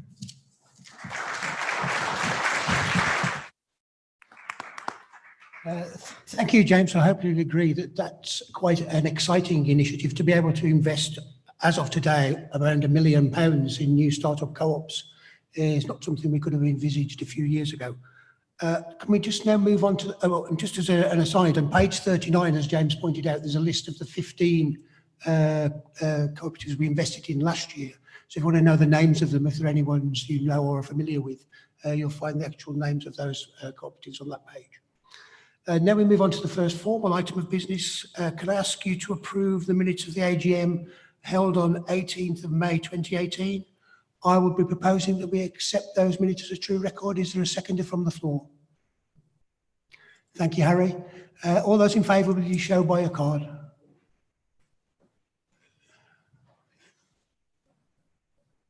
Thank you very much. Is there anybody against? No, thank you very much. We'll move on then. Oh, sorry, I forgot. I knew that would happen. Is everybody online? Thank you, Nick. Yeah, I can confirm that all votes are in favour. Right, moving on with the first resolution before us is the annual report and financial statements. So the next item of business relates to our 2018 annual report and financial statements. We're going to hear from Michael Shepherd, our finance manager, and then from our audit partner at KPMG, Nicola Quayle. And once we've heard from them, we'll take questions on the financial statements. And again, for online attendees, submit your questions at any time using the Q&A button at the bottom of your screens. Sina will then be able to read those out for you. We'll answer as many questions as possible. Michael, the floor is yours. Thank you. Oops. Fellow co-operators, it gives me great pleasure to present the Co-operative UK annual report for 2018. As you can see, we posted, I've got to read that one there. We posted a pre-tax surplus of 55,482, which is a vast improvement on the previous year of 2,427. Our cash and investment position improved from 1.4 million to 1.6 million due to our reduction in debtors and our investments.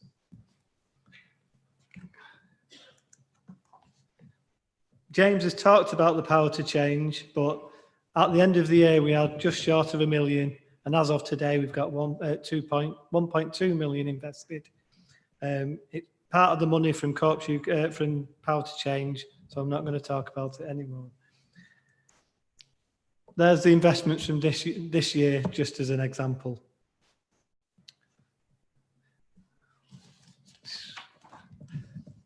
Our income has remained consistent in line with expectations in previous years. We've continued the strategy of diversifying our income, and we remain committed to keeping our costs down. Our actual surplus on ordinary activities was 55,000, which included investment income of 24,000. As part of our strategy of diversifying our income, the subscription percentage of our total income continues to decrease year on year. The total income year on year increased by 9%. Due to a nearly full occupancy at Holyoke House, letting income increased 6% year on year, and that was on top of an increase of the previous year of 9%. Projects that meet the wider objectives of Co-operatives UK are a large part of our work, and development initiatives remain at the heart of what we do. We continue to seek partnership funding for the work we do, and we have had success in securing funding for community initiatives which meet our mission of promote, develop, unite. How are we spending money? Expenditure is increased by under 6%. Personnel costs, as you would expect, is still our biggest cost. But project staff support our work. They've increased the cost from 380,000 to 451, and there's a summary on page 35 of the annual report. Establishment costs are up by 32,000 as we're continuing to invest in Holyoke House to ensure full occupancy. We're continuing to invest in the building, and there's work going on to do more investments, and we're proud to remain the centre of excellence of the cooperative movement. A couple of months ago, I saw an old booklet that described Holyoke House as the White House of the cooperative state, which I thought was quite apt. We managed to retain the fair tax mark, and one of the comments that the fair tax people have put up there, which I thought was a nice note from tax people. And there's more notes on page 9. There's 2 or 3 pages of tax that you're very happy to allow you to read and digest. On the balance sheet, funds for projects are actually received in advance, so we have a lot of deferred income on the balance sheet. So we're never in a position where we're we're on a limb for work and waiting for people to pay us the funds. As part of the accounts and summary stated, this concludes my presentation to the AGM of the 2018 statutory accounts, and rest assured, myself, my team, and indeed the whole wide group at Co-operatives UK will continue to look after your money. Thank you for your patience and for listening, and I'm happy to take questions after we'd heard from our auditor, Nicola Quayle from KPMG. Thanks, Michael. Nicola.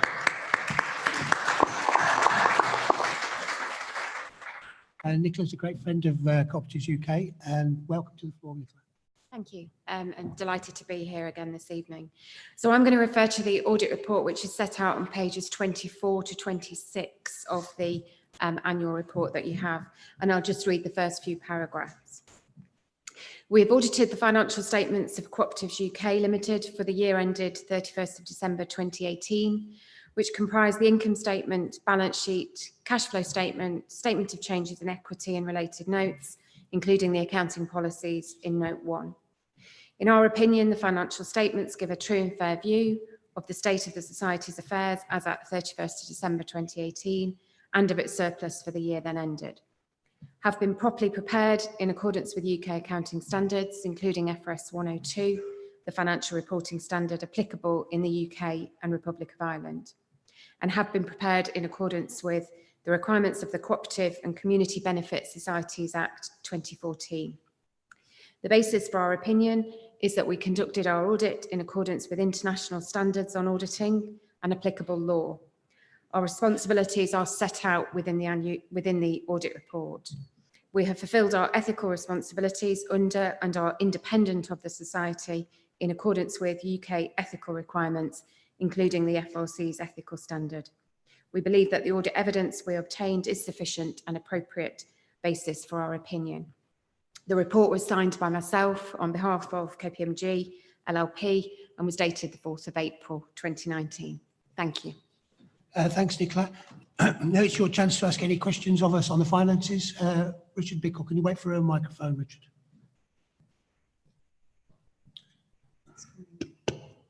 It's on its way. Sorry, Richard.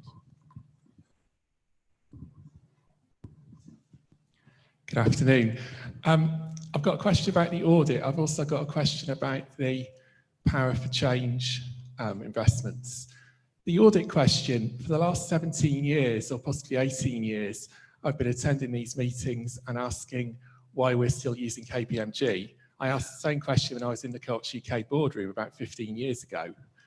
But I realised earlier this afternoon that as far as I know, this society has never, ever changed its auditors, because KPMG traces its lineage back to the audit department of CWS, then English and Partners, Appleby English and Partners, Appleby and Wood, Pete Marwick, and then KPMG. Now, why on earth does a relatively small organisation... Did they? Okay. I stand corrected by Mr. Woodell. We're clearly the two accounting anoraks of the movement. But why on earth does a relatively small organisation like Co-ops UK need to use the services of one of the big four accounting firms, especially when the events of the last 12 months tell us that KPMG had questions to answer in relation to previous activities at the Co-op Bank?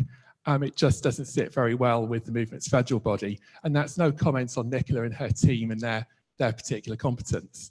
But I just don't think it's a good use of members' money when there are plenty of smaller firms who I see no reason why they couldn't do the work. So that's the accounting question. On the before you move on to the next question. Actually.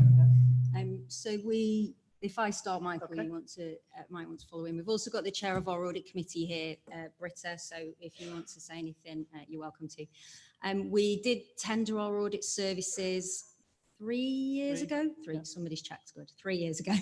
And in that open tender process, the only auditor that our audit committee felt able to recommend the appointment of was KPMG. So there were a couple of other firms who did join that open tender at that time, but did not meet many of the criteria that we required for our auditor. So the board made the recommendation to members who approved that at at Congress, at the AGM that year.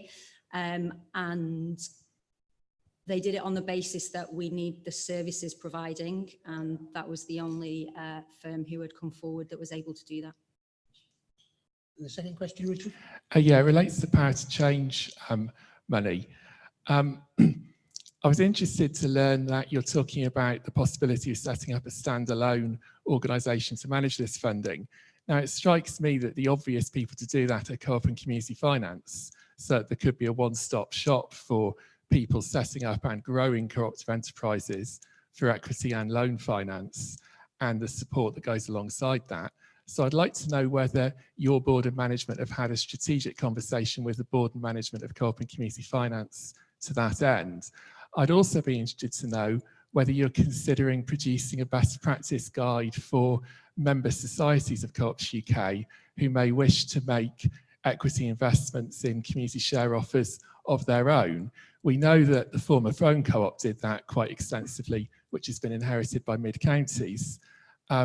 Central England's predecessor, Midlands Cooperative Society, lost a lot of money on the collapse of the energy saving co-op, which there are probably lessons to be learnt over. But I mean, it strikes me that as well as people who might want to invest in a national fund, actually, when you've got local societies investing in projects that are based on their patch relating to concerns of their members, there isn't just a potential financial benefit, but there are potential benefits of appointing directors onto boards, sharing expertise, and building the local cooperative economy. And I think maybe if there are lessons that you've learned in the last few years of running this project nationally, if that could be shared with others, that could be really helpful. Richard, if I could answer your question, it's Ed here, Ed Mayo from Secretary General of Cooperatives UK. We've been running the booster program. Although James dated it back to pretty much 10 years ago when I started, these things take time. It's still being run on a pilot basis. So we are testing what will work and what can work. And our intention has been really to do a clear options appraisal about where this should sit.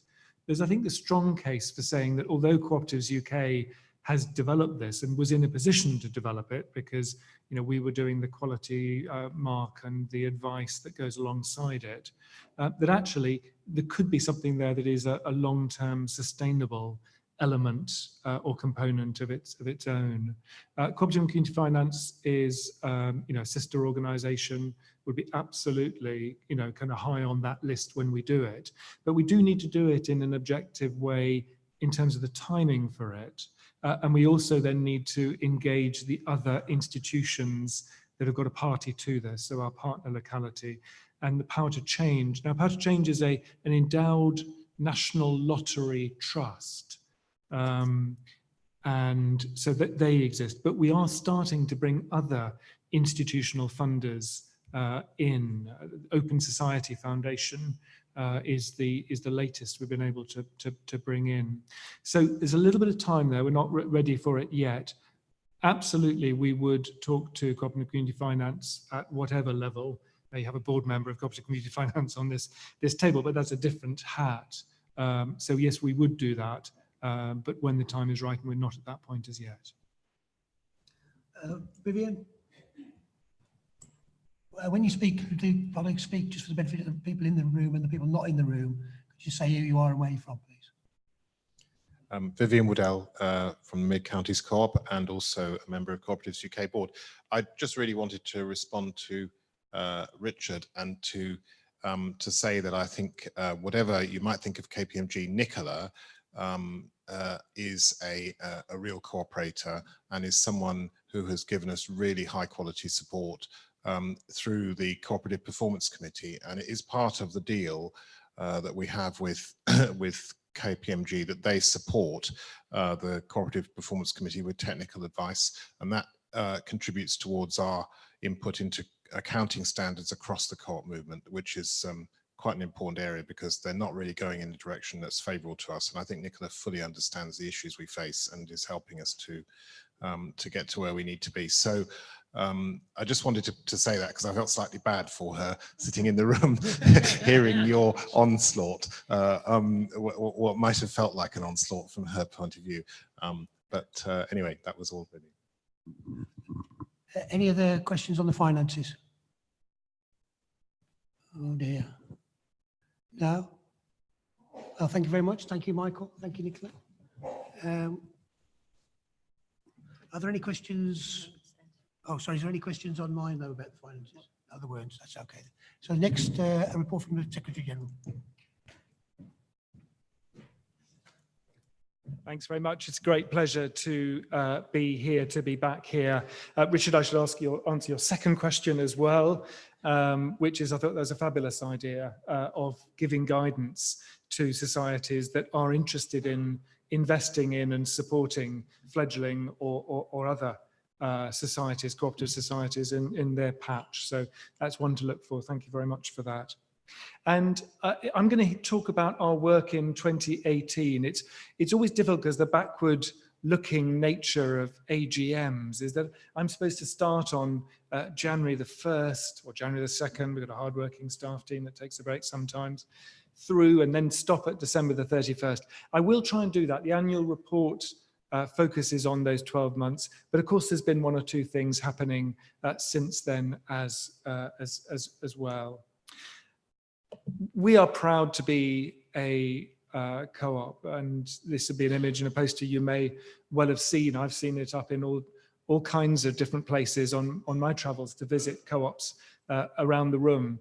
But what does it mean to be a cooperative? It means that the report that Michael gives is absolutely, as he said, about members' money. It means that the report that I give is not a report of what a staff team have done. It's not a report of what the board, whom you elect and can hold to account, has done. It's a report of staff, board, and you as members, what we have done and what we have done together. And I'm conscious, for example, that last year, over 450 different cooperatives contributed to, added their name to, spoke to their MP or others in much of our policy campaigning. So that is hundreds of cooperatives that are amplifying what we're doing. So we're speaking with a louder voice. 1,500 or so people coming to different events, small events, co-op meetups, new co-op startups, or our bigger events, the practitioner forums, the retail conference, or of course, cooperative congress. So this is a report from all of us. Now, what do? Just keep it simple, and you may have heard me use these words before, is that we promote, develop, and unite cooperative enterprise. This is, again, drawing from the annual report and the impact report as well that we produce. One of the things I love about this is the shift into video. So part of our job is to promote cooperative enterprises. So rather than doing that by word and text, the amazing examples that are out there in the cooperative sector. It's a joy for me to be standing up here because I can see so many people that are in the room that are engaged in extraordinary initiatives that are taking forward the cooperative sector, extraordinary innovations. Thank you for the work that you're doing, but those stories are really the power and the magic of what we can do to promote the cooperative message. And so some of those films, again, produced by young film cooperatives, in particular, have gone like wildfire on social media and Facebook and otherwise as well. I'll just go through them. Bristol Woods Wood Recycling kind of project, one of those. Glenwivis Distillery, again, an extraordinary example of a cooperative that is turning round the economy of a town that was left behind by the economy as large, left behind by a bypass that meant that the centre of town had no life in it. And it's a cooperative that is bringing this back to life. Projects Manchester, James touched on. Actually, this is one from this year, and this is done so well, kind of in terms of the tens of thousands of views. Again, just very short videos, but bringing to life the cooperative example. And in this case, actually, again, raising money through people, through community share issues. So we promote, and then we develop. And you've heard a bit from James about some of the work that we do to support and develop co-ops, drawing on charitable or other institutional monies that are coming into the sector that we can kind of access. But of course, the most traditional way in which we help cooperatives develop is through our advice work and our advice team. And those of you who have drawn on the advice team know the value of it.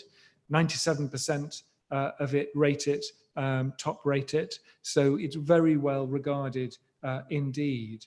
And that's advice around legal form. It's advice around governance.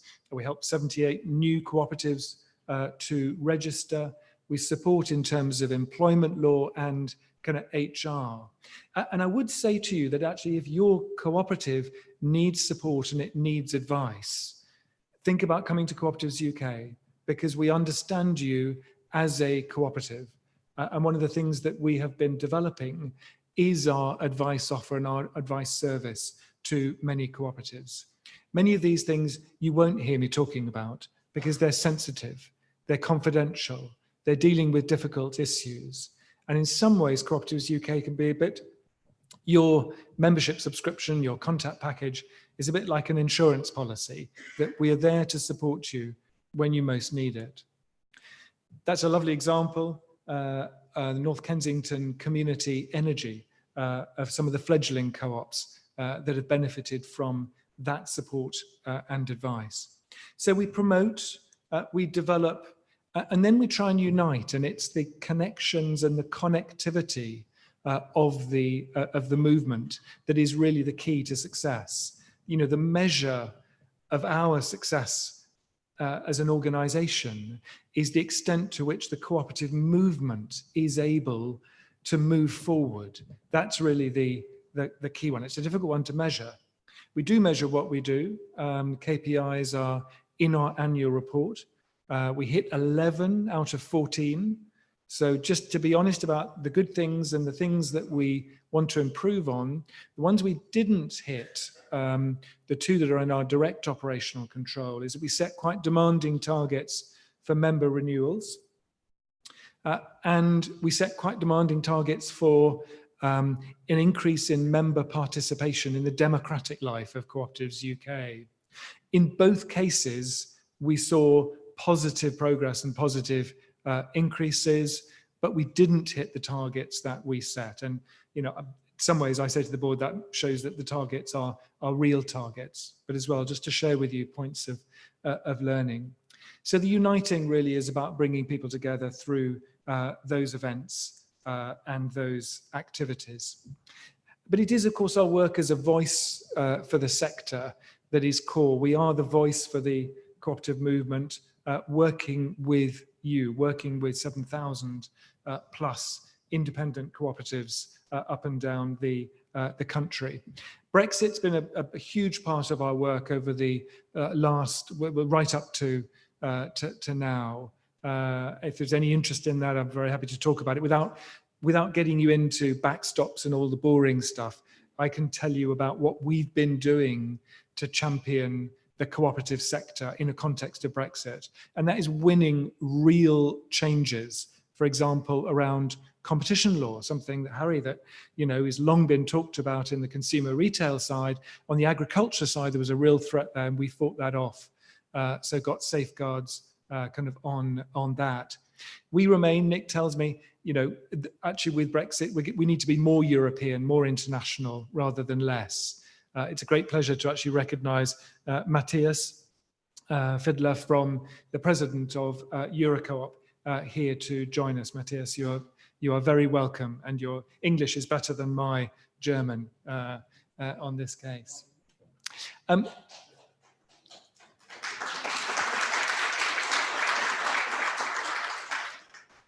just to close with, it's that lovely proof point of, when as a cooperative, we're here to do things together that we can't do alone. And it's lovely to have such a proof point of that, of the benefits of working together. Because actually just earlier this year, so this strays into 2019, but it was a campaign that we started last year, and it was a campaign to end the payment of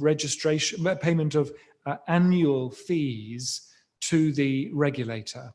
And we said this is ridiculous, it costs too much to collect, it's wasteful.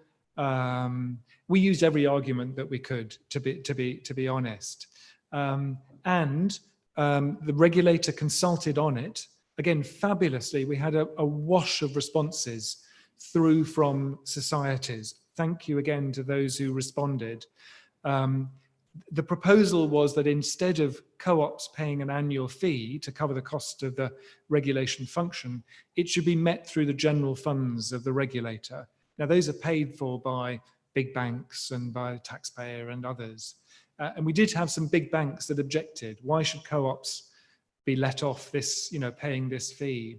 But we also had a huge number of responses from our sector supporting our campaign on this. So the Financial Conduct Authority announced just beginning of March the approval for that. So there's an end to the fees that you have to pay on an annual basis. And that is a saving of up to something like £495 for the larger cooperatives. So a lovely example of putting money back into people's pockets.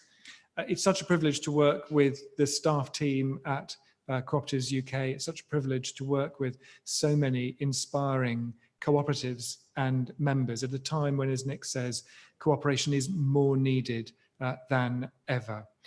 With that, I will close this report on impact, but if there are any questions, I'll remain here. Thank you, Ed.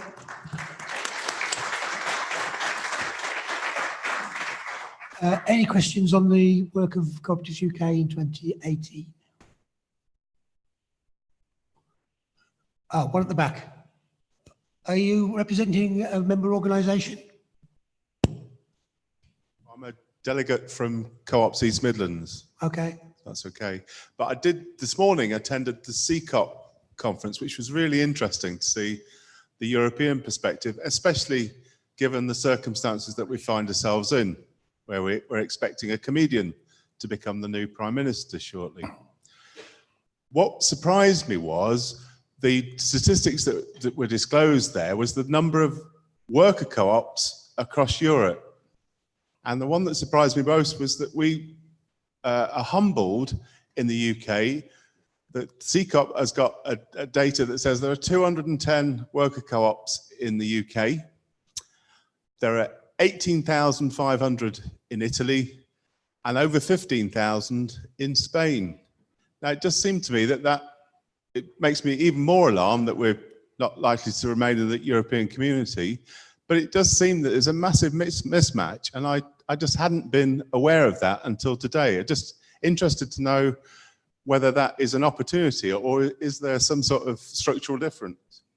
Thanks very much. And it may be that one of the board members from the Worker Co-op Council, would like to talk to that. There is this extraordinarily strong tradition and constituency of worker co-ops in Spain, in Italy, and in France. The UK is respected for the worker co-ops that we've had, and there's a real life and energy in the worker co-op sector. But you're absolutely right, we have a long way to go. John? If you're interested, I did a great presentation to the international delegation on Thursday, all about the difference and the reasons for why there's fewer worker co-ops in the UK, say, particularly in Southern Europe. So I will definitely share the slides and have a conversation with you after about the whys and wherefores. But yes, you're right, there are far fewer worker co-ops in the UK compared to those countries, and there are really good reasons for why that is. Thanks. And for those online, that was John Atherton, a colleague at Co-operatives UK. Thank you. Any other questions? I've got one online. Oh, excellent. What is it? So there's a question from David Smith. He said, could you elaborate on Brexit work, especially in the context of devolved nations? Yes, thank you, David. And it's a pleasure to have you at our AGM. And this is the second year in which we have run our AGMs online. And for us, I think this is a good way to reach out. We're delighted that you're here in the room, for those in the room, but also delighted with those that are are online. David, there's a set of very harsh commercial impacts and effects from Brexit, as you'll be aware, and businesses that are trading on very low margins, businesses that are having to look for finance from banks and finding that it's more expensive as a result of the risks that are perceived, will be aware that Brexit is already having an effect on cooperative businesses and the business environment more widely. We tend to see that the impact on co-ops is not different to the impact on business at large. But some of the sectors in which co-ops are strong are also sectors that may be particularly vulnerable.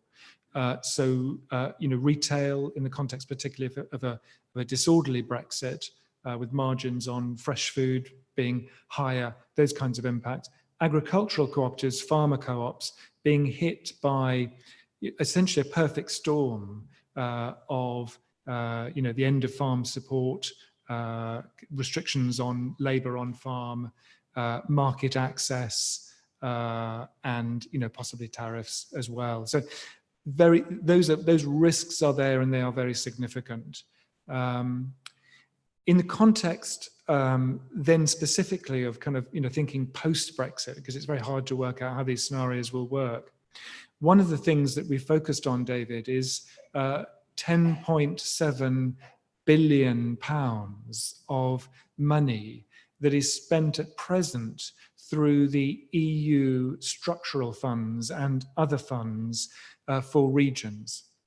Again, David, you'll be aware of those. You'll know that some of our members, like the Wales Cooperative Centre, have been very strong users of these. These have been of benefit to cooperatives.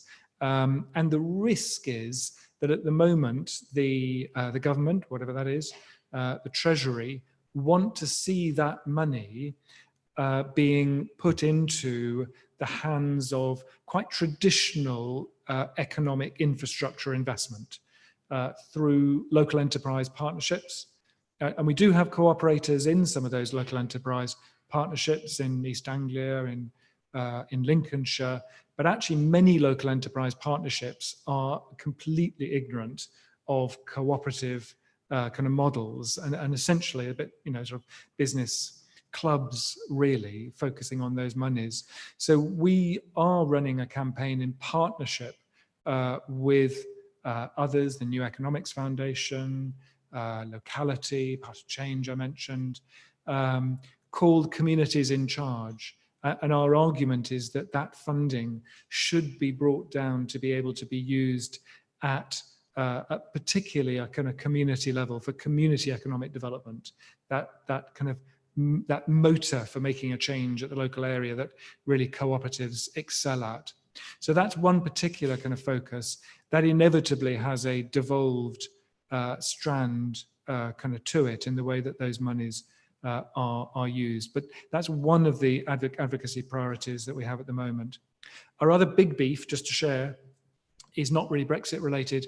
It's something called HMRC. And if anybody's been having a go at making tax digital, those kinds of processes, actually you'll have found it's very difficult to do as a cooperative because everything is designed on the assumption that you are a company and not a society or a partnership or others. So actually that's one of the other areas that we are focusing. That doesn't have a direct kind of Brexit effect as well. Ed, any final questions to Secretary General? No, any online? Follow-up questions to you. No, that's fine.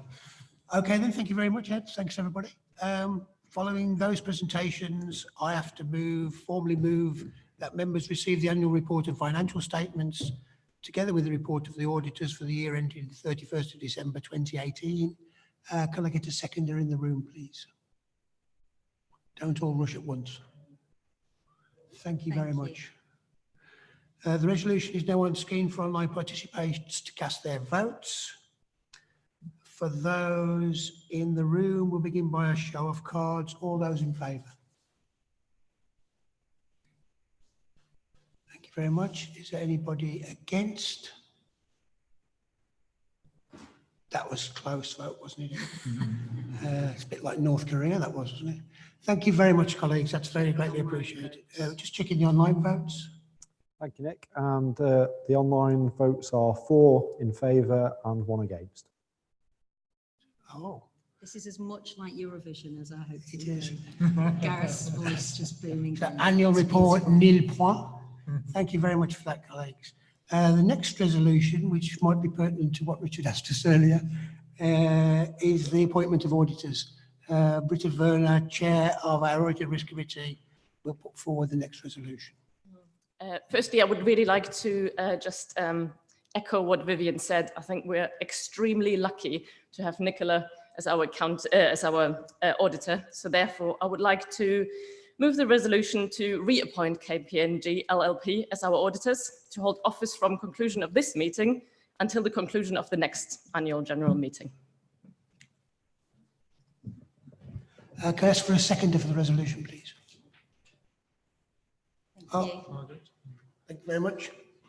The resolution is before you. Those in favour, please show.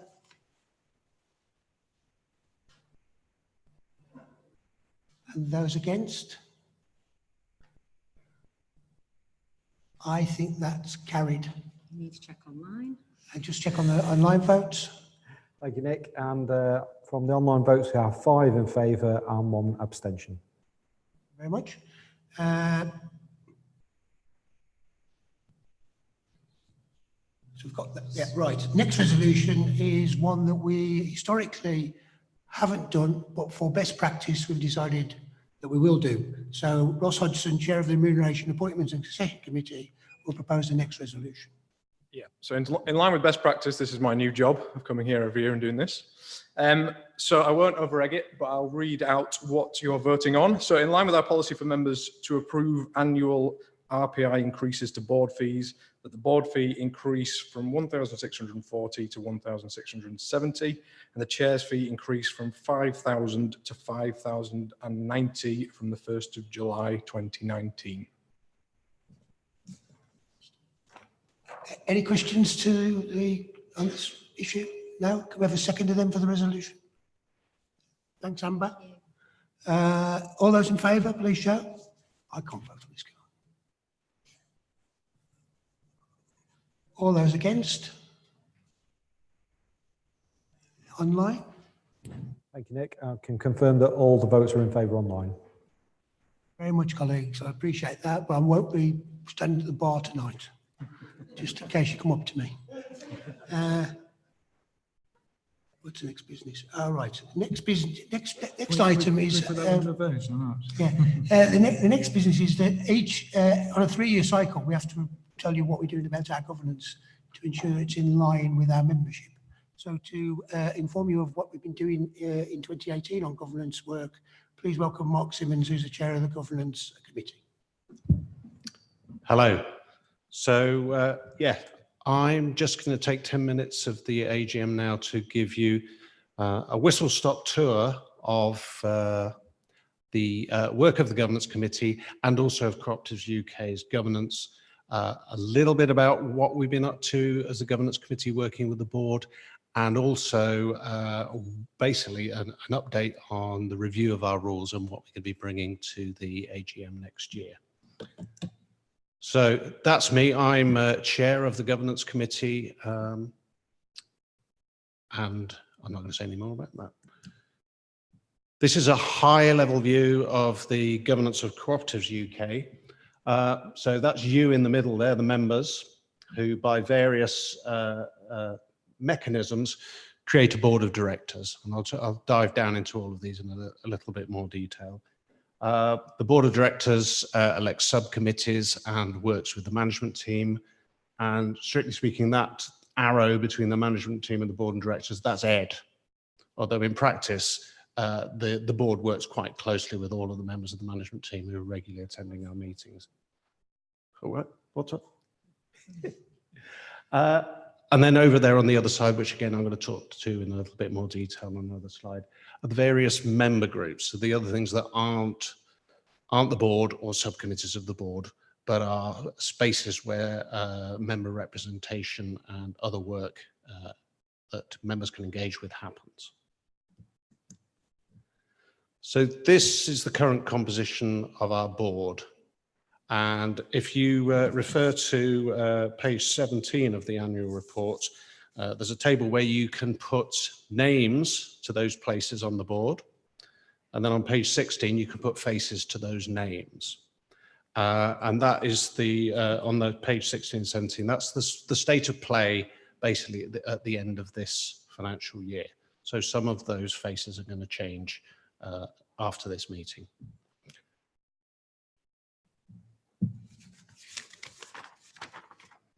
So one of the things that we're mandated to do by our current rules is conduct a regular review of the makeup of that board.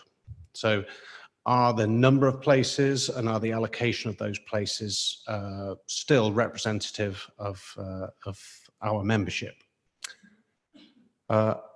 Our membership is changing and evolving at the moment, and particularly James was talking about the growth in community shares. That's probably one of the fastest growing areas of Co-ops UK membership. The new cooperatives that are being created through the issue of withdrawable share capital to create those new, mostly community-based enterprises. So as part of that review, we did look at the makeup of those various places. We also took a step back, took a slightly wider view. We looked at the efficiency of the processes around the board. We also looked at examples of other similar organizations around the world, how they organize, particularly looking at multi-tier structures. We looked at member councils, and we looked at whether what we liked about those, and when we thought that was something that we were going to be recommending as part of that review, rather than just that we think that the general makeup of this board should change. In the end, after quite robust and quite lengthy work of the governance committee and then working with the board over 2 days on the strategy day, we decided that basically we're going to stick with what we've got at the moment, but that we're going to focus on further work improving those efficiency around processes, but also a focus on in the previous slide, those member groups on the other side, how we could improve member representation through better use of those groups as well. So having said all that, that's in the context of that's taken quite a long while. We first talked to the members about this at the AGM in Wakefield, or the Congress in Wakefield a couple of years ago. The next review is going to roll around quite soon.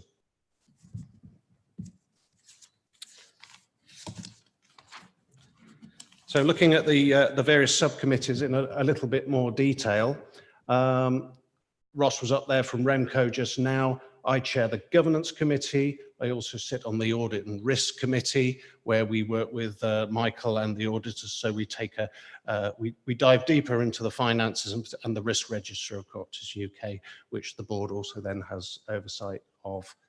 And we also have the chairs committee if there's a need to take quick decisions without a full meeting of the board, so they're having delegated responsibility.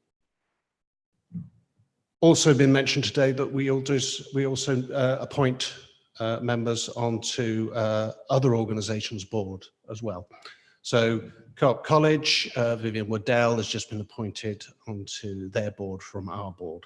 So we also appoint representatives to Cooperatives Europe and CCOP as well. And then over there on the right-hand side, the members group. So we've got the Worker Co-op Council who actually appoint onto our board as well. The Consumer Council, the Cooperative Performance Committee, which was mentioned in relation to the audit as well. I also do sit on the Cooperative Governance Expert Reference Panel, which is quite an interesting group of people drawn from our members, where we work with our advice team, and we are looking at corporate governance in the wider world, the wider corporate world, how that applies to the co-op world, and developing best practice around that. And you'll have seen some of the guidance that's come out of that work. And I'm also going to refer to it a little bit when I talk about our rules. And then finally at the bottom, there's the Cooperative Development Forum, which is one of our member categories is organisations that exist for the purpose of cooperative development, and that is basically they have elected me onto the board. So I'm on the board by virtue of being the chair of that forum. And I've just been re-elected that, so I'm being rolled over for a further 3 years. One of the examples of how we're changing the use of member groups is we've now opened up the membership of that forum. So it's not just the members who fit that membership category, but as part of the National Cooperative Development Strategy, where we're acknowledging that cooperative development is the job of the whole movement, that membership of that forum is now open to any Cooperatives UK member with an interest in cooperative development. So that's been quite interesting. So that's opened up, it's broadened out the membership of that forum, and we're having quite interesting discussions, different discussions as a result. One of the other things we did as part of this review is we drew up a new board statement of purpose, which isn't in the annual report, but was in the original board paper. So you may have copies of this in front of you, but I've split it into two. Do you want me to read through this? Is that a mood of the meeting? No. But basically, pretty much what you'd expect, although we took quite a bit of time and care as the governance committee getting the correct wording of this. And I would say that moving on to the second part of it, what we didn't do is create something that we just stuck on the wall and forget about, or is something that's hidden in a part of our website. This is actually a living tool that allows us as a board, when we're deciding actually should we be doing this, or is this actually part of you know, the valid business of what we're doing here. Reference to this tells us, really.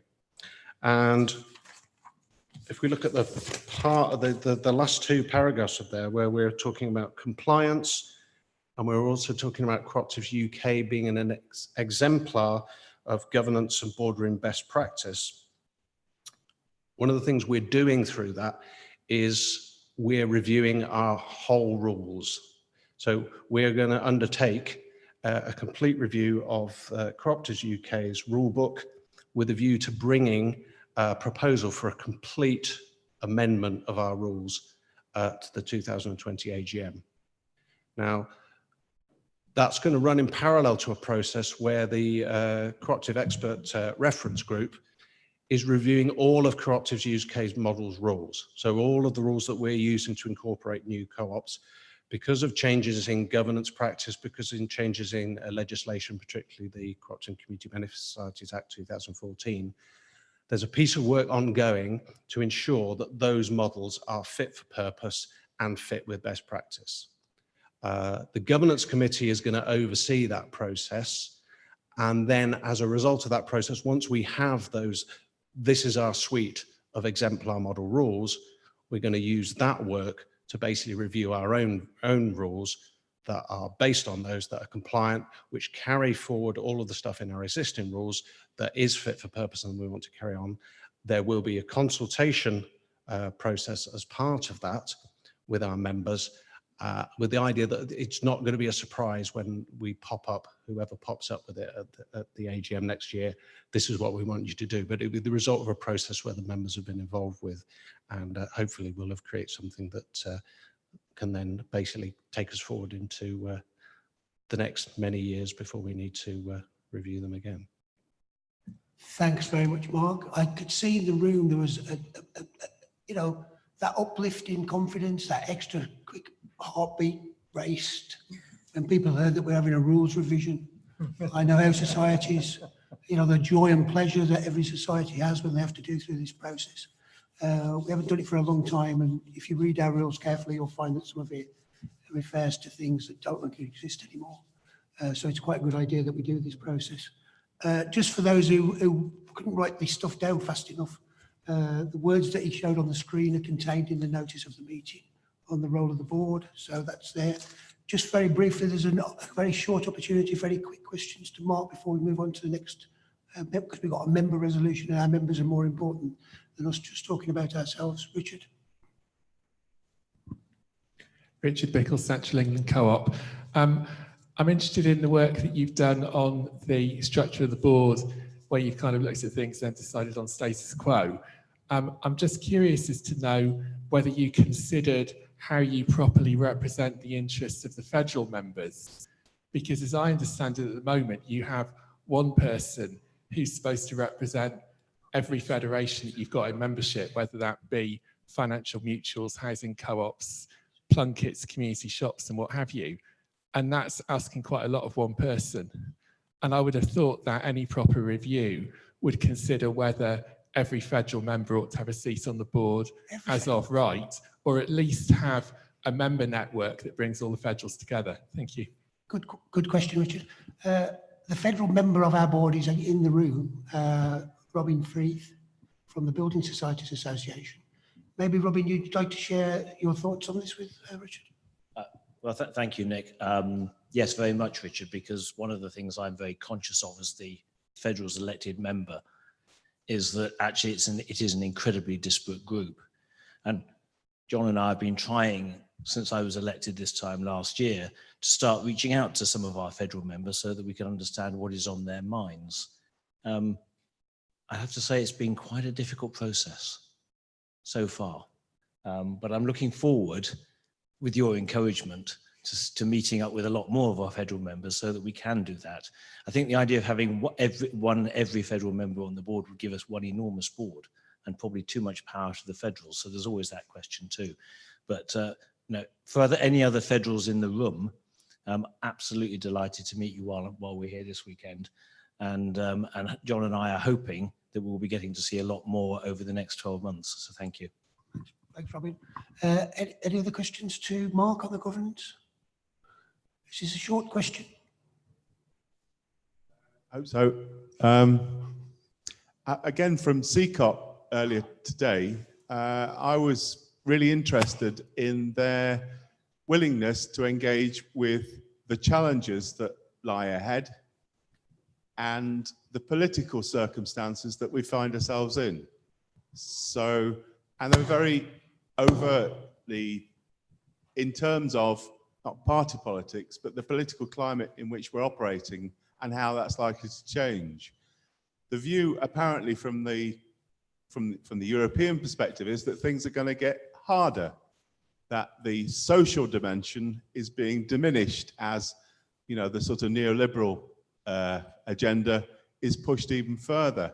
I think it's really important that Co-ops UK, in my view, are able to give similar judgments on the climate in which we're operating. The other point from this morning was that CCOP are working in partnership with the ETUC, to the extent that the president of the ETUC attended the meeting, and she gave us the rundown on the latest prospects for a social Europe, which looked fairly grim. Now, I think it'd be really useful, and one, to engage with the trade union movement, and maybe there's an opportunity for a working group to that end, and maybe an invitation to Francis O'Grady to work in partnership, because we should be, the prospects look fairly challenging given the fourth industrial revolution that apparently is unfolding, and all these kids are worried about climate change for some reason, and really we should be engaging with that. Ian, I'm delighted you've asked a question about politics. I think what's been exciting in this last year is, for the first time I can remember, that there's been a competition between the two major parties to talk to cooperatives, which is the first time I can really remember this. Both parties have changed their positions on cooperatives. I mean, you all know about the Labour Party's promise to double the size of the cooperative economy. What you probably know less of, that our engagement with the Conservative Party and the government is pretty strong. Sadly, for some issue that I can't quite remember, they're slightly distracted about something at the moment, which means that they don't have very much time to deal with domestic political issues. But I think, you know, some of the meetings we've had recently with government ministers have been highly productive, which is, I think, to be in competition between the parties, you know, wanting to be loved by both of the main parties and the Liberal Democrats for that matter, is a good place to be. And we don't want that situation like we had in the past when, you know, the Labour government passes a act and creates a cooperative development agency, the next government that comes in abolishes it, because then, you know, that doesn't do us any good. Would you want to say anything about it? Yeah, absolutely, that you don't want Cooperatives UK to be a timid organisation. You want us to be bold and loud and proud in talking about the cooperative movement and the issues that we face. And absolutely, we give you that pledge. In terms of trades unions, actually, there was a session earlier today led by Alex, if you could just raise your hand, which is including some of the trades unions. Next to him is an associate of Cooperatives UK, Philip, who had meetings this week with the TUC around some work we're doing around freelancer co-ops. We've got agreements with the Trades Union Congress on various matters like sort of mutuals around the public sector. And Frances O'Grady herself is very supportive of co-ops. So I think we can do more, and it may well be that those in the room have got additional networks and contacts and relationships that we can build on. But yes, absolutely, we do see that as an area for collaboration. Philip, can you just did you raise your hand? Oh yeah, one more place to start. C-Corp, I should explain, is the European Worker Co-op Network. That's a shorthand. We belong to various networks that all link up to the International Cooperative Alliance. But actually, we've had the real privilege in the last few days of welcoming, as part of a larger program, Eurocoop, and I pointed to Matthias earlier, who are the consumer retail co-ops in Europe, very strong, very powerful. C-Corp as well. And C-Corp, the Worker Co-op Network, was formed 40 years ago here in Manchester. And so it's rather special in the context as well of Brexit to be able to welcome back international cooperators to be part of this program. And I hope you will get a chance to meet some of our international colleagues and participants in or out of the room over the course of the Congress of the next 24 hours. Thanks. We've just got one final question online if you want to give a quick answer. So that is from David Smith. How does a management team engage the board with emerging initiatives? Is that one for me as the governance committee? Yeah, so I can answer that more as a director. So can you tell me, could you give me the question again? How does the management team engage the board with emerging initiatives?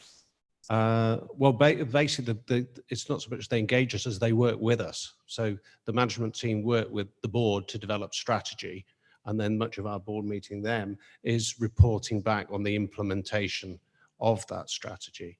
It is probably worth saying that as part of that process, it's not the board go into a closed room and come up with a magic strategy and then deliver it to the management team. The management team are really active and a big part of that. And from a governance committee perspective, we included the management team in the review of the governance as well, because basically they're the people who've got to interact with it.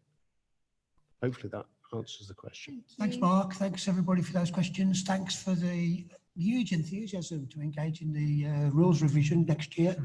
I know you're all looking forward to that, and there'll be sleepless nights before then, when you won't be able to get to sleep with the excitement of it. So we'll look forward to that. Now I'm going to quickly move on to members' resolutions, because obviously our members are the most important people in the room. So Nigel, I believe you're going to move a resolution on behalf of the College. And that's going to be seconded by the Cooperative Press. So could I have the Cooperative Press available? Or sorry, is it? Sorry. Okay. Yeah. There's a slight change in personnel there. Simon's going to move it on behalf of the College. Good evening, Congress. We've been asked to just put a little bit of context around this motion rather than just formally move it. So please just indulge me for a couple of minutes. I know I'm keeping you from the drinks reception. It's been 100 years ago that the Co-op College opened its doors, thanks in part to a motion laid down by an earlier Congress, which called for the establishment of the college as the first steps on the journey to a cooperative university. We're expecting to hear in the coming days the college's application to be a registered provider of higher education has been approved by the Office for Students. The effect of this is that the college can offer degree level programmes from the beginning of 2020. This means that as a movement, we could create a cooperative university by 2025. At a time when we are all looking for new ways to cooperate with each other to address the problems that our members and their communities, who we are all here to serve, are facing, a strong recommitment by the movement to Cooperative Principle 5, education, training and information, has a central, indeed critical, role to play in addressing the challenges of our time. The college is and will continue to be committed to working with our sister organisations, Co-ops UK, Co-ops Press, the Cooperatives Heritage Trust and the Co-op Party, to ensure that we provide a joined-up offer which supports the existing and developing cooperative movement, promotes the cooperative advantage, and has cooperative education, training and information at its core. This has been labelled the new force for cooperation. Alongside the important work of New Force, we are seeking to work with other like-minded organisations across the movement to build on the great work which the movement already does in the field of education. For example, on nursery education by mid-counties, mainstream education through the work of the Cooperatives Academies Trust and the Schools Cooperative Society, and the various schools programmes that many others in the room are involved with, including Scotsmid, Suma, Fair and Funky, and Central England. I could go on. All this motion asks for is your support for the idea. I accept that our cooperative movement is naturally cautious, and rightly so. In considering any fresh direction of travel, cooperators generally need to feel confident of a reasonable prospect of success, and that is factored into our thinking. Cooperatives are also, by their nature, pioneering and adventurous in meeting needs where the market is failing, and that also drives our approach. The college seeks to work with all and any interested parties to resolve any concerns and explore the natural extension of our Principle 5 commitment, which is and will be a cooperative university. I formally move the motion and urge you to support it. Thank you. Thanks, Simon. Is that formally seconded by the press? Thank you very much.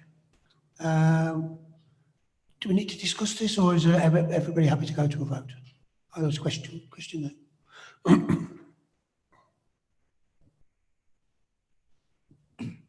Yeah, Mike Rudge from Delta T Devices, Worker Co-op. Sorry, I don't understand the motion. Could you explain what you're asking us to do? We're asking for for Congress to confirm the formation of a special interest group to come together to discuss and support the college in its ambition to both gain degree awarding powers as a way and as an idea of creating the cooperative university. So we're asking for your support and your intellectual, ability to help us shape this idea. Would any members like the full resolution that's in the notice of the meeting read out to them? No, that's fine. I just need to check. Any other questions? No, we'll have to move to a vote. No, that's been clarified. In that case, all those in favour of the resolution, please show.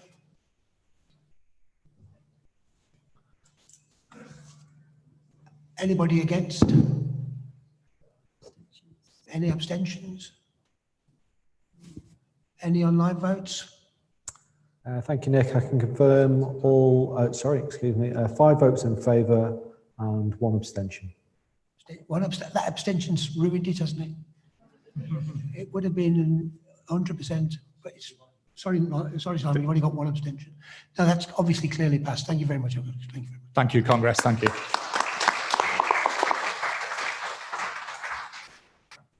Welcome.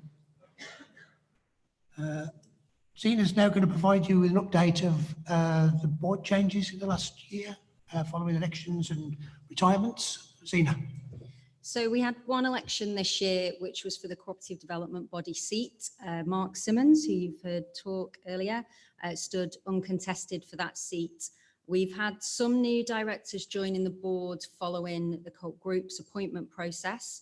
So we'll see David Sambry and Andrew Lofty joining our board. I think they are here now, if they want to.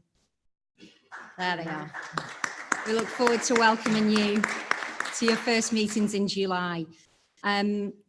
Through that process, Mary McGuigan and Dan Crow both retained their seats. And as a result of that process, Eileen Driver has now stepped down from our board. We are awaiting confirmation of a new director that will be appointed by the Worker Co-op Council. They take that decision following this AGM, as Britta Werner is stepping down from the board today. Nick, I think you want to say something about that. I do actually. Britta has been absolutely solid supporter of co-ops and Co-operative UK. Many of you won't know Britta. She's a Worker Co-op member from Unicorn Grocery in Manchester.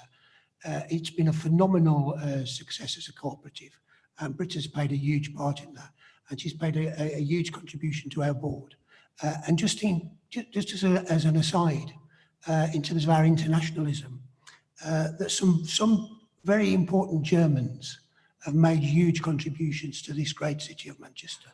You know, where would we be without Charles Halle and the Halle Orchestra, or Hans Geiger, who worked with Rutherford at Manchester University on atomic exploration.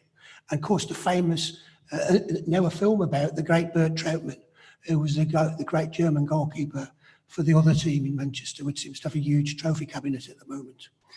Bert Trautmann of Manchester City. But no German, in my opinion, in modern times has made a greater contribution to the cooperative movement in this city than Britta Werner. So I'd like you to pay tribute and say thank you to Britta.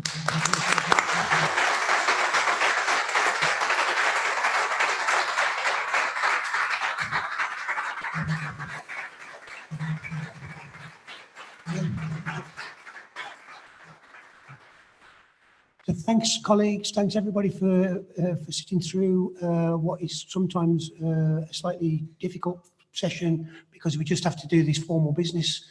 You'll be pleased to know that when you go outside, the drinks will already be poured, and you can join in a glass.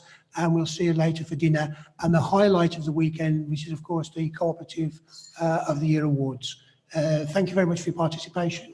I'd like to thank my colleagues on the board for their contribution in the course of the year, and the fantastic staff at Co-operatives UK, and of course all of our members for making it such a good year for us. Thank you very much.